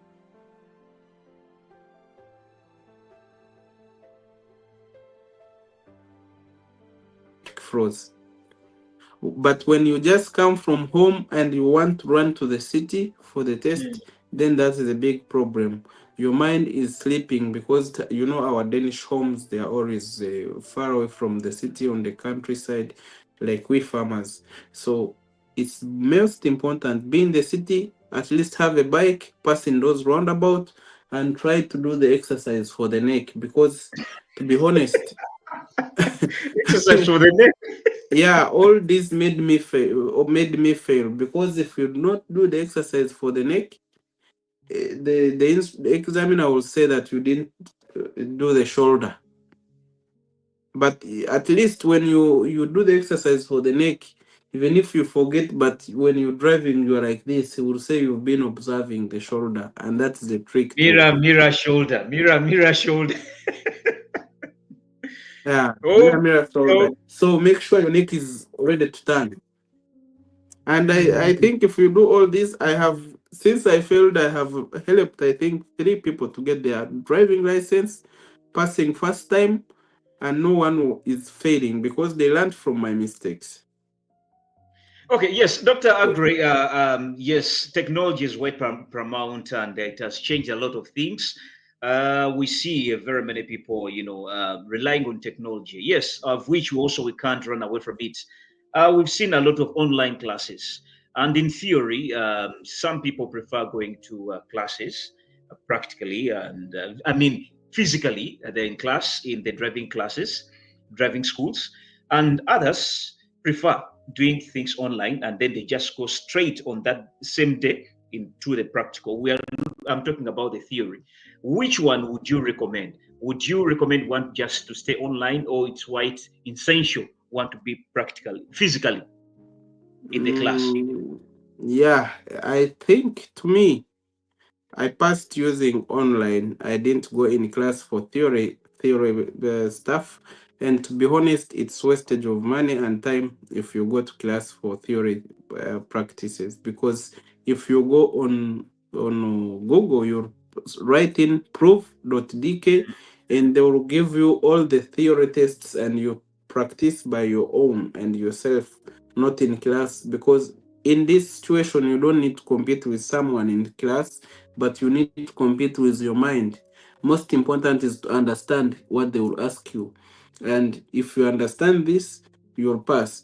But for people like you never drove a car in your life, and you need now to drive, you need to go for classes. But someone who drove a car, it's just an addition on what you already know, and it will be easy for you to understand when you do it online because you already know the road system, you know, like 70% of the road, but you still lack simple things like simple signposts and how to maneuver. And so if you really know how to drive a car and you have a license, I advise you to go for a theory for online. Then, if you never tried to touch on the steering, I really advise you to go in school from 01 until you really learn how to drive. Yeah. Yeah, sign language is one. Signs are one of the problems which are always faced by people physically, mostly with the foreigners. At any moment, you learning driving in Denmark, I guess you took it in English. Yet some of the signs are in Danish. Was it an issue to you at some moment? Yes, it was a very, very big issue. For example, some signs, like for one way, they are always in Danish.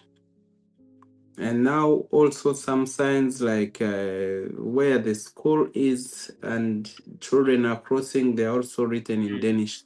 And in those areas, they always want you to drive a speed of 15. And so when you reach and you can't read what is on the signpost, you'll keep on the higher speed.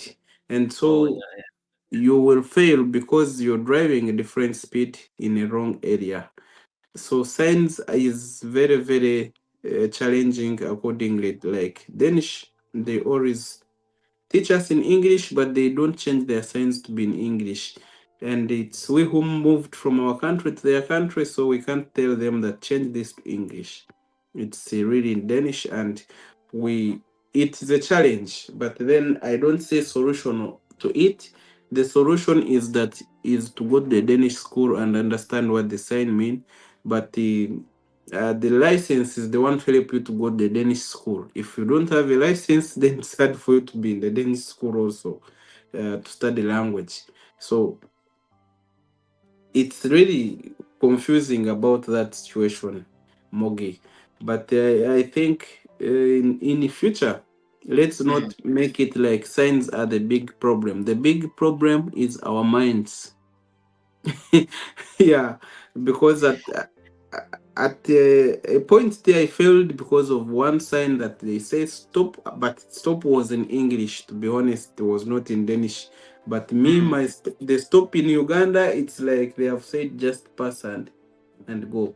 So wow, that's yeah. great. Yes, online year one. I would just appreciate whoever is with us. Just keep on sending your comments. Whenever you're having a question, the number to call is that. If you want to say anything, you can also call on that number direct. We can also get you, or you can leave a message on it, or else just drop a comment and keep on sharing and subscribe, so that we get more and more, so that you can get at least more and more topics handy with you. Yes, viva to those who are with us online right now. Eddie Cool, I see you. Stephen Cannon from, I think is the one from Malmo. Yes, more respect. But let's have a short break, and then we shall come back with only 2 questions, and then we shall be calling it a wrap. Let's just have a short commercial break, and then we come back in Bannayuganda katubanjuli apps empya Tafmag Pro ne Tafmag mobile app ez'okugatta aba providers ne bakastomers baabwe ne bakasitoma banoonya ba service providers nabwe babalidde app empya Tafmag. Kati nno weeba oyagala plumber, special hire drivers, ba event decorators, DSTV ne TV installers, bridal services, nail technicians, hair stylists, okupangisa tenti n'entebe, IT specialists, massage therapists, ba electricians, ba carpenters, ba painters, auto mechanics, ba house cleaners, ba gardeners ne ba landscapers, compound designers, event planners, makeup artists, ba photographers ne ba videographers, ba DJs ne ba MCs, abatuuze ne ba seamstresses, ba babysitters ne ba nannies, aba security personnel, ba movers ne ba packers, oyagala tutors ne private teachers, ba personal fitness trainers, laundry ne dry cleaning services, veterinary doctors, construction workers oba masons, AC fridge ne appliance technicians, ba caterers oba ba chefs, interior designers, tour guides oba travel planners, social media managers oba digital marketers, oyagala ba barbers oba grooming specialists, ba borehole ne swimming pool technicians, roofing experts, wallpaper ne curtain installers, waste disposal ne septic tank services. Kugambye buli kimu okifunye kweno app empya gye bayita Tafmag Pro. Gugiteeke buteesi ku simu yo oba ku kompyuta yo, otandika okunyumirwa nga buli kyeweetaga okifunirawo mu kaseera mpaawo kaaga. Genda downloadinge Tafmag Pro mobile app, owandiise bizinesi yo gy'oyagala okukuba abantu mu maaso bagitegeere. Genda ku mukutu gwa www.tafmagconnect.com oba kuba 0701 Tafmag, Africa's best marketplace.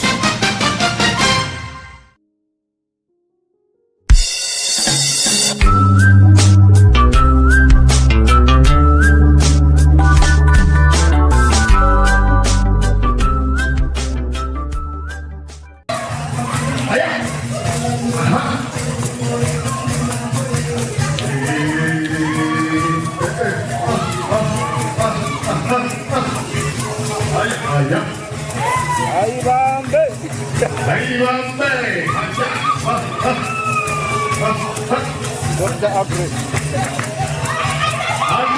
Dr. Aggrey, Tabulo, komanda huyo ya kitera. Haya,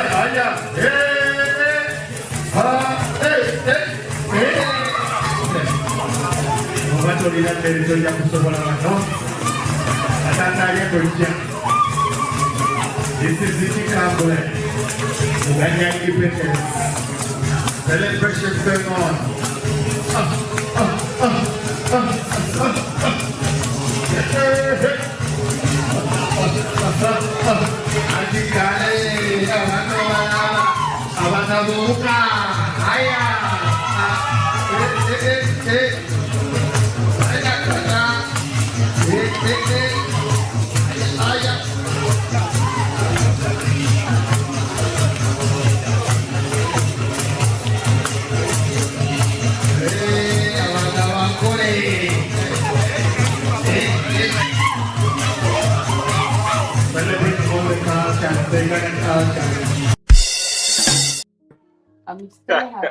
One of the scenes that we really had with when we were in the Uganda independence, and all was really fun. Yes, I decided to bring you some bit of humor.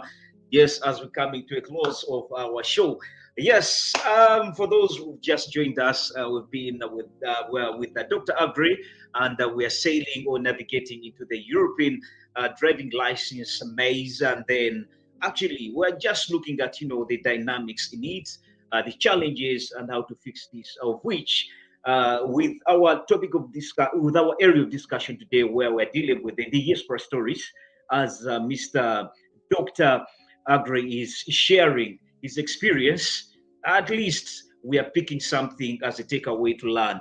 And I'll just appreciate whoever has been with us online. Always keep on dropping your comments, share, let your friends know. Yes, the Diaspora Diaries with Dr. Aggrey. And keep it on flowing by subscribing, and with our YouTube channel, keep on following our different media platform, social media platforms. Yes, on Facebook, we're Afro-Dem Reports. Also, Facebook Afro-Dem Reports, YouTube Afro-Dem Reports. We have also other um, sister media platforms. Yes, that's Euroforum UG. We're also available there. We give every Sunday, we have another segment of different topics, so that so impactful. Yes, for now, let's go back with Dr. Aggrey once again, and we come to almost the closure of our area of interest. And the area of interest today is sailing in the European driving license. Once again, Dr. Aggrey, I've been sharing some of the energies you try to bring to us. I never knew that you were a happy man like that. Your dancing techniques were just wow. Dr. Aggrey, it's just that I've shown how you used to the way you're dancing, but on that day, they tried to show different experiences, different culture dances, and you managed to encounter all those. How you learned how to dance, only God knows. But let's go back to the driving license. Yes, I'll just go straight with one little question. Yes, you've talked much about what you've learned, and the frustrations you've gone through, which frustrations have also brought a lot of lessons to you. So, in case you are the president of Uganda, in case you're president of Uganda, and having sailed into the European driving license, what takeaway would you take, or what reforms would you love to implement in Uganda, given the fact that at least you've gotten some experience of the driving license of Europe? What reforms would you love to take back home in Uganda? Thank you, Mr. John.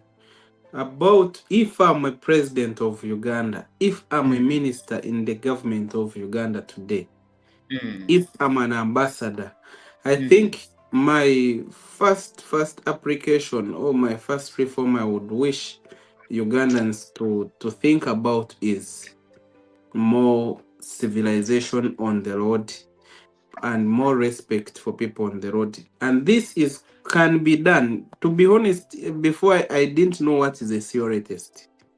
But when I did a theory test and I failed it, so it indicated that I'm not understanding it. But when I did it for the second time, I focused much and I understood what it was meaning. And from that day I did a theory test, it's the day I understood what I need to do in the road in the right way.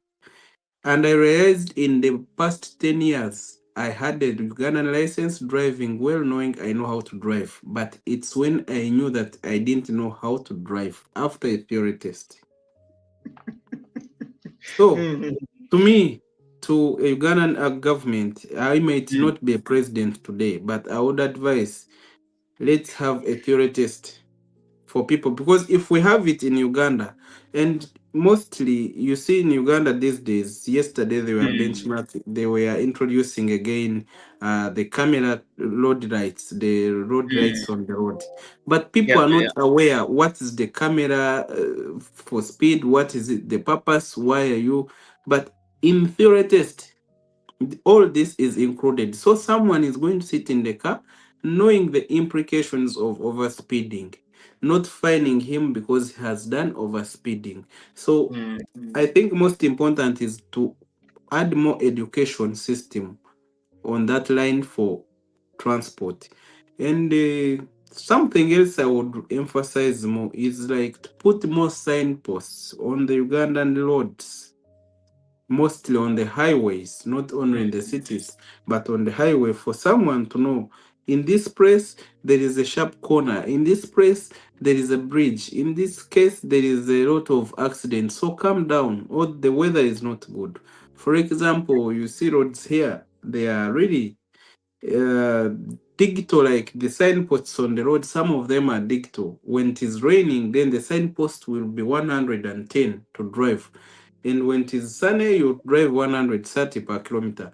So in Uganda, we expect such kind of things to be on a highway or express. If it is okay and it is not snowing or raining, let's drive normally. But if it is raining, like on Entebbe Highway, let it not keep 80, let it come to 60. So we should learn how to adjust speed according to the kind of weather, situation, traffic, and time.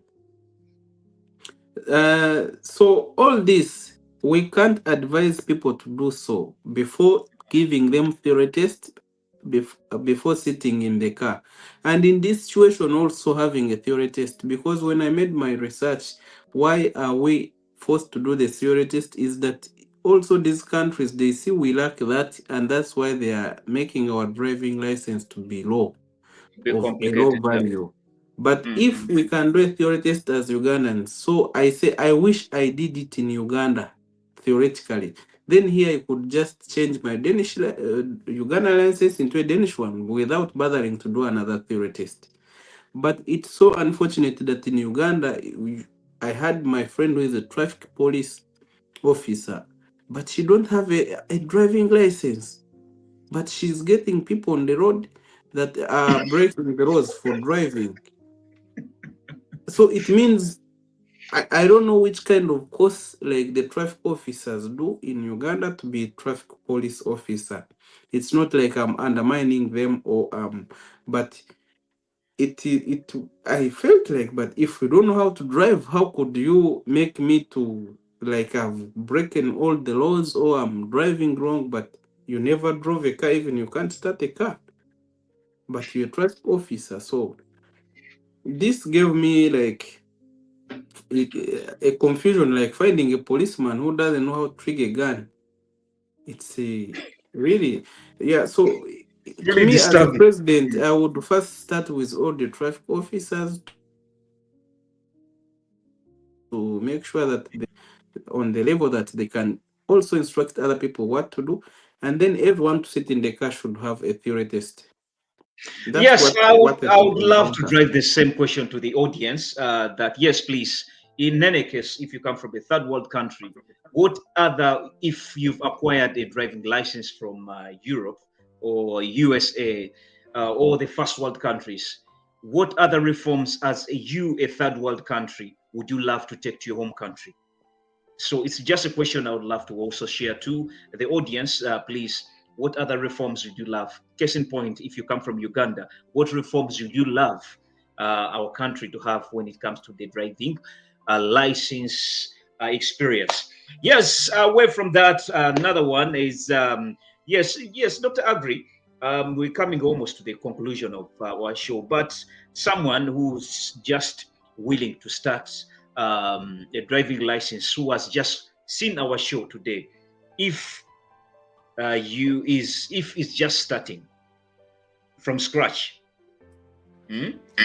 what are some of the key points in plan to get a license fast? The key points, if he's planning to get the license and he has work here, he should first plan his finances. That is number one. Because when you're going to get the license, they tell you it's free. But as soon as you start the process, you will see how money goes. You will not understand. And I can tell you that the license of Denmark, you can get it at 10,000 Danish kroner. It has no price. Even you can start it today and get it at 3,000 Danish kroner or 1,000 Danish kroner, depending on how lucky you are. So to me, I would advise someone to first hold on with the finances, to have the finance with him, because anyway, after having a license, you will have the guts to buy a car. And then now that's how magic begins. When you buy a car, and not even buying a car, but when you win your license, there are some things that will do themselves magically. Life will really integrate very fast than you expected. So when you're planning to have a license, make more research on what schools that are closer to you might go to, and how long could it take from your work to your school, and check your work schedule if you can have time for that also. It matters. Then you check the season or the period you're going to get the license. If it is winter, please don't try, because you're going to try driving in winter. When you leave work, it's dark. You go to the city, they take you in the roads you're not seeing, and then you go for a practical test when it is during day. But you've been passing there during night. So it will be a total different kind of road you've been driving in during night, and now you're driving in them during day. So that is big problem with winter. I think I did both winter and summer, because it took me 1 year to have a driving license in Denmark. But I encourage most calculate your season very well. Maybe start when early March, when winter is ending, so that you get it in November. It is very good plan like that. You get it in summer. Wow. Yeah.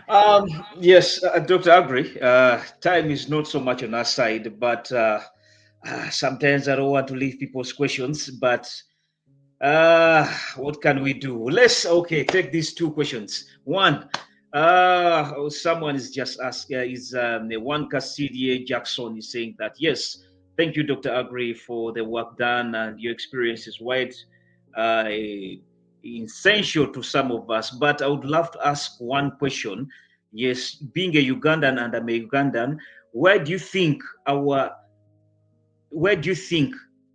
most of these road accidents come from? Is it from the drivers, driving school, bad roads, or pedestrians? No, So it's basically both. is wondering what causes the major accidents? Are we the drivers, an issue of the bad roads? No, but it's not but it's the drivers. To be honest, it's the drivers, because at least 80% of the accidents are always taken by the drivers trespassing where they are not seeing. 2, overspeeding. 3, I never, the accidents are there like bad roads. Maybe you drove a car and the tire burst, and that was a cause of accident. That also here it can happen. But most important is most accidents happen because drivers, one, they don't know what they are doing on the road. They just start the car, and when they start the engine and the car is moving, is ready to go.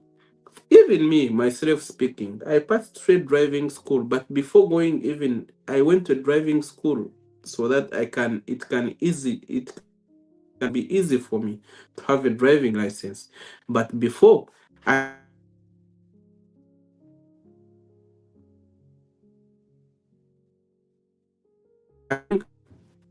and then you're a driver who knows what to do on the road, but then you're competing the same road with a cyclist who went on the friend's home and learned how to start a motorcycle, and he's also on the road.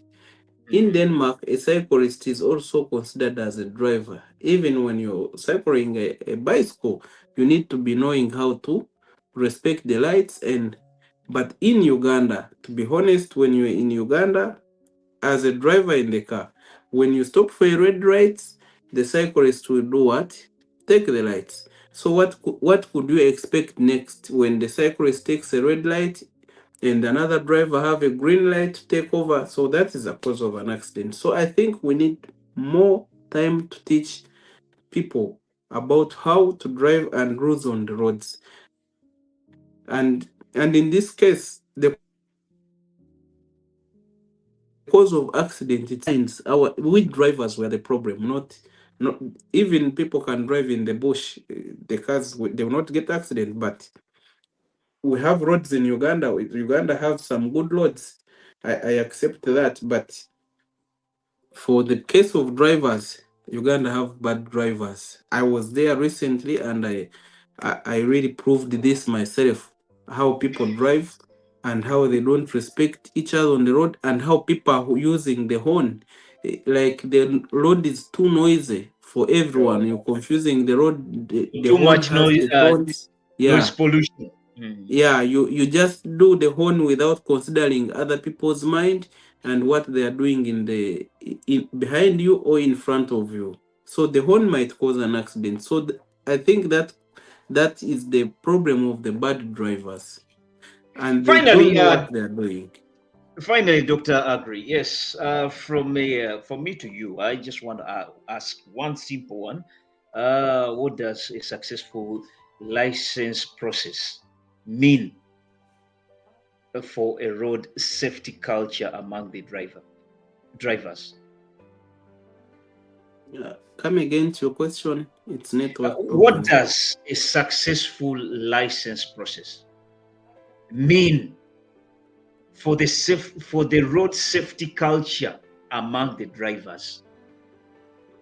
Of course, when the drivers have a good, successful license means through the right means, the level of accidents or the number of the accidents that occur are going to reduce, and people are going to respect each other on the road.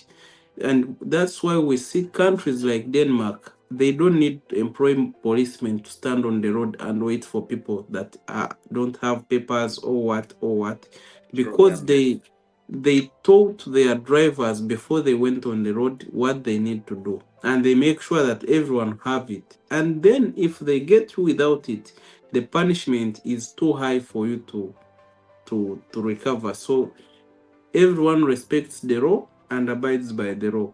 So I think a successful driver, this will help us to reduce the number of accidents and also increase the discipline on our roads, and hence promoting safety for everyone, or promoting lives. Yes, as we come to the conclusion, I'll just love to appreciate everyone who has been with us as we've been sailing into this driving experience, and with Dr. Aggrey giving us his experience, his stories in our segment of the Diaspora Diaries.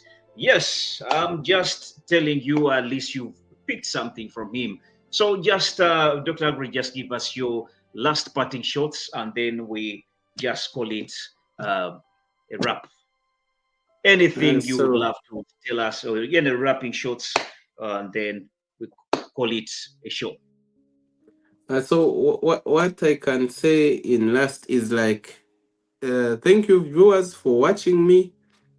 Aggrey, I'm a simple man like you. Most of you guys who have met me, you know me, and I like to advise, I like to help.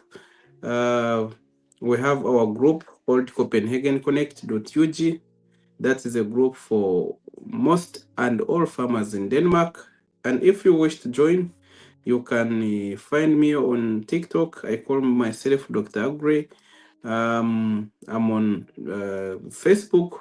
I'm Kingston Aggrey. I have my contact. That one we will share it in time to come. But most important, I have a lot of people that always need help from me. However much I can't connect you one by one, because you know here in Europe we are working, we are busy day and night. So that's why I tried to make a group called CopenhagenConnect.ug, and this group, its importance and purpose is purposely for networking and service, just helping each other to have the most life in Europe. So in this group, when you join, you'll just have to be there, and if you have something good, maybe in your workplace, and someone is looking for work, you can connect him. And when I'm also in need, or I'm in need of you, I'll give you what I have. So in this group, we share, that is the culture we have, and we share the information to help any one of you that is outside there. And if you're new to Denmark, you also welcome this group so that we can all live the same kind of life. If I have good life, I would wish you have a good life.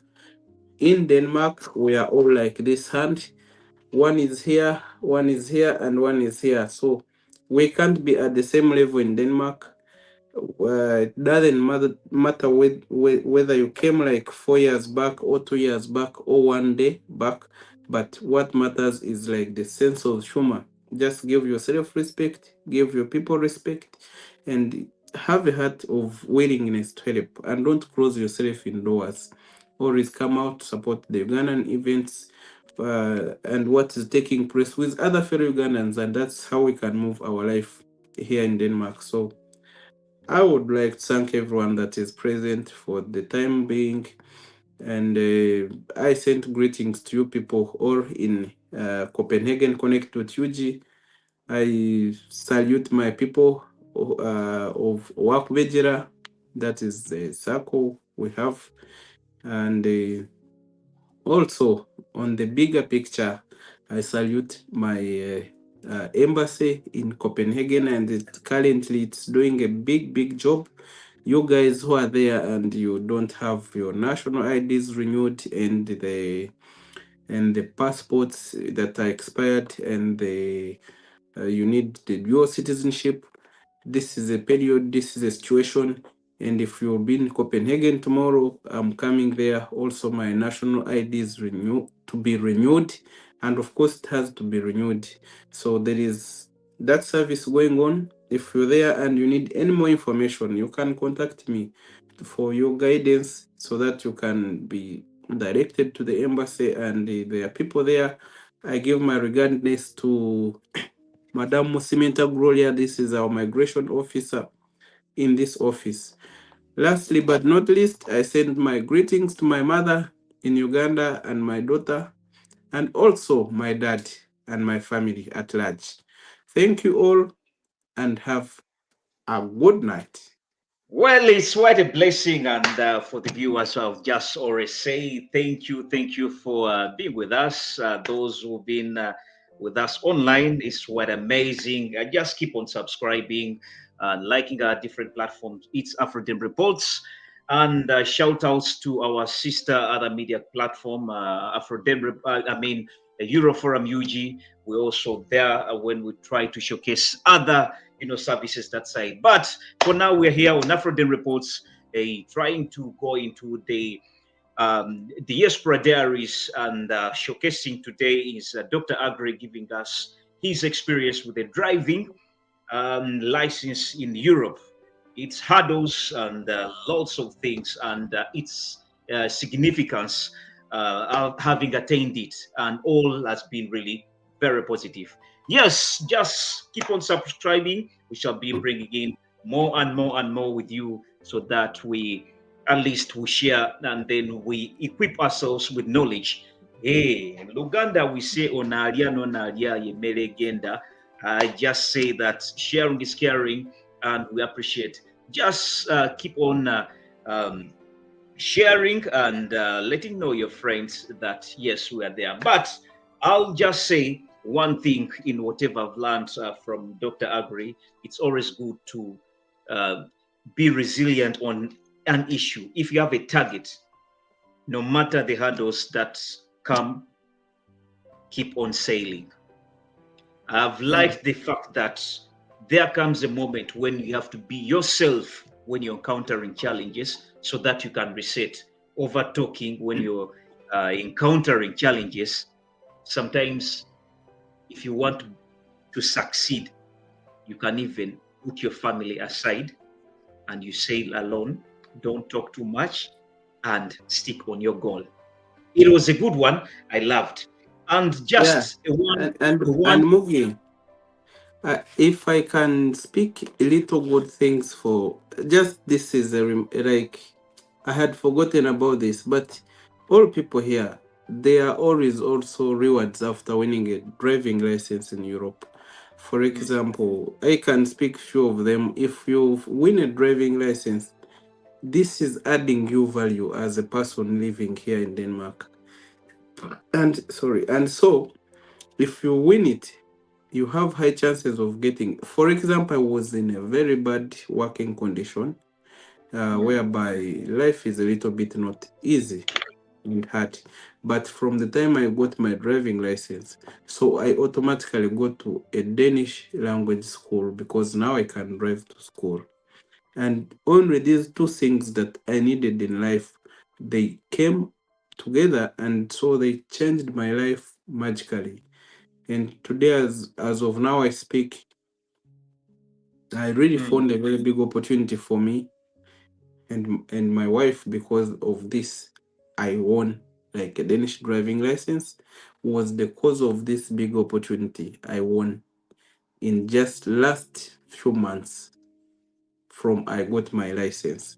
So let people understand a Danish driving license is just not a joke to get. And don't say because me, my farmer is good, I'm doing well, or my boss is okay, I don't need it. Or me, I moved from home to work, I don't need it. Once you get it, your value is going to be multiplied by 2 in Denmark.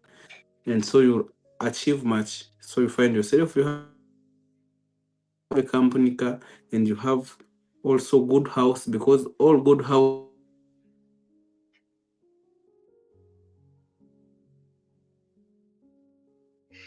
driving license is the way to go. Yeah. I think people, those are the few things I've got after the license. Yes, I think we shall be having more stories from different people into the same line of aspect. But getting documents is one thing people should know that it's really paramount. And the documents that are really so essential, like you said, they always add value. But I'll just summarize this by saying that be careful that a car or any vehicle you're driving on a road is a weapon. So to all the drivers, this is just a piece of advice. A car or any vehicle you're driving, it's a weapon. So you're in full control either to kill people or to kill yourself. So be safe. The reason as to why in Europe they make it so very much essential is because they know vehicles are weapons. At any time, they can clear anyone. So while you're driving, just know you're carrying people or you're driving a weapon. And that's why they make it very hard to acquire that weapon. So given that, just say thank you once again, those people who have been with us online, and those who've been on different platforms. Shouts outs to is called Agi Mutinde. Yes, from YouTube. Most who commented by saying Mushine. Okay. Then there was also another one called Trizy Bridget. I think she's called Bridget. On YouTube also says we're live. Yes, much as you live, you've said tak, we shall also say thank you very much.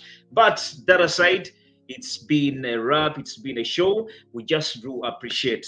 From me to you, I'll just say from obstacles to breakthroughs, the license journey is very possible. It can be, and there may be hurdles of obstacles, but still breakthroughs are also there. The license journey is very possible. Dr. Aggrey's story shares resilience. Yes, Bole Melako or Malako. And you are not alone who has failed. You can still make it. Personally, me, the worst, I've failed times and later I acquired it. So next time, we shall also dive into different countries by country to see the reforms and then the success stories from different individuals. Keep on subscribing and join us in all episodes we always have. Yes, I'll just leave something very little from the Uganda embassy where they want you people to go, and also pick more documents, because today it's an issue of documents. A successful person must be having a driving license. You must be having a passport at least. You must be having at least an ID. At least those three will be the basics. And if you're married, get a marriage certificate. Given that, I'll say salute to you, and let me just leave something very little for you from the Ugandan embassy.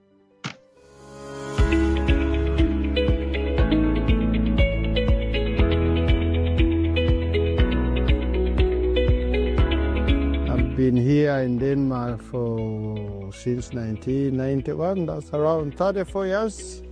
And of recent, I've been impressed that we can have our documents here, especially the passport, the ID, the visas. So the migration has become very easy. The communication is positive. The staff is willing to help. And that way I'm encouraging all our Ugandans who live here, not only in Denmark, but in different countries of the world, to enjoy that service, that you can both be a Ugandan and be a foreigner in another country. And I've been impressed that now our IDs, the national ID, have also come here, which is still new, but happy to hear.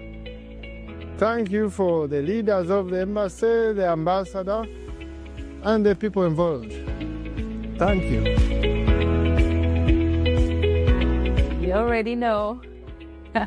If you're looking for your documents, well, today is a great day because I am at the National Embassy of Uganda, that is here in Copenhagen, to get myself my national ID. And guess what? I actually got that sorted because there was so many mishaps, or around about 2-3 things that I needed corrected, especially with your changes on your documents. If you need that rectified, if you need to renew, if you need anything to do with your documentation, well, come through to the embassy and have that sorted.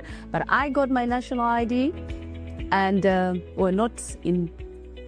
didn't get it yet, but I got it registered. I got it figured out. So around about January next year, I'll be getting my ID. And the process is happening now. It doesn't take too long. And you know what? There is no queue, so you'll not wait the rest of your day. The longest it will take you is probably 30 minutes. But once again, it depends on what you need sorted out. So come through. I got mine figured out. Next year, January, I'll have an ID in hand. And you need it. You don't think you need it until you need it. If you're Ugandan, this is the time. Come through to the National Embassy. Copenhagen, not Kampala.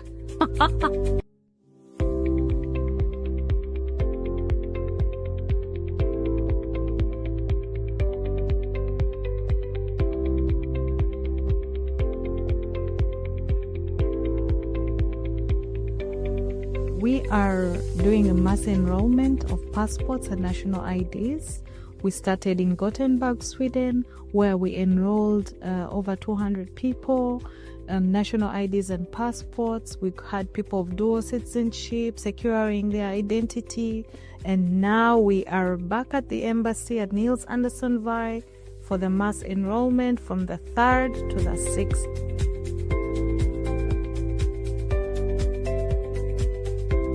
We're here as the National Identification and Registration Authority NIRA team to register citizens who are staying in Denmark and countries surrounding Denmark. It's been a very good but cold. I don't know how you guys stay here, but the weather here is so... I miss home. I miss Uganda. I don't know, but yeah, respect to you guys who are here.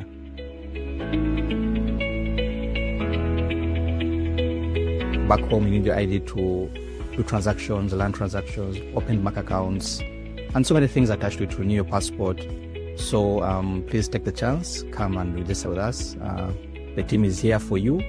We've traveled all the way to come here, and because it is your government, it is us, these services are yours. You can actually have both passports because these countries accept dual citizenship, and it's very easy to get it. The certificates are issued here. So come and secure your identity. We have national IDs, we have passports, we have dual citizenship. It's a one-stop center. that everybody can access and come and get their services. So I'm calling upon all Ugandans, muje services zamwe. We are all here as the embassy team to support you get the services.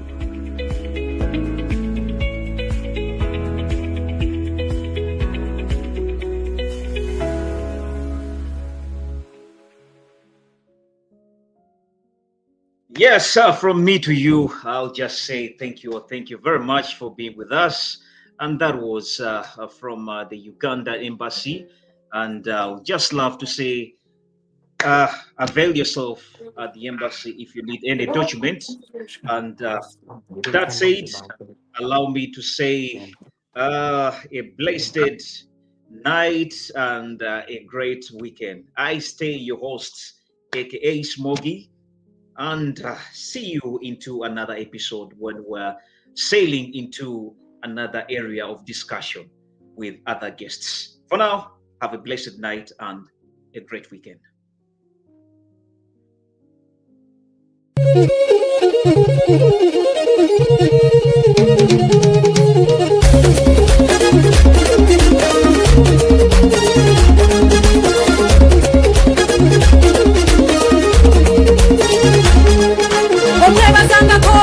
Yakuyamba munange nakukwata ku mukono nakuyimsa yakuyamba baba nabako wakutuza era nzize kwebaza obangwite kusiima eri abalina emitima egirumirirwa yakuyamba baba nabako wakutuza ekigambo okuyamba tokizanyisa abangi babeera n'obusobozi n'ekibalema okukola yakuyamba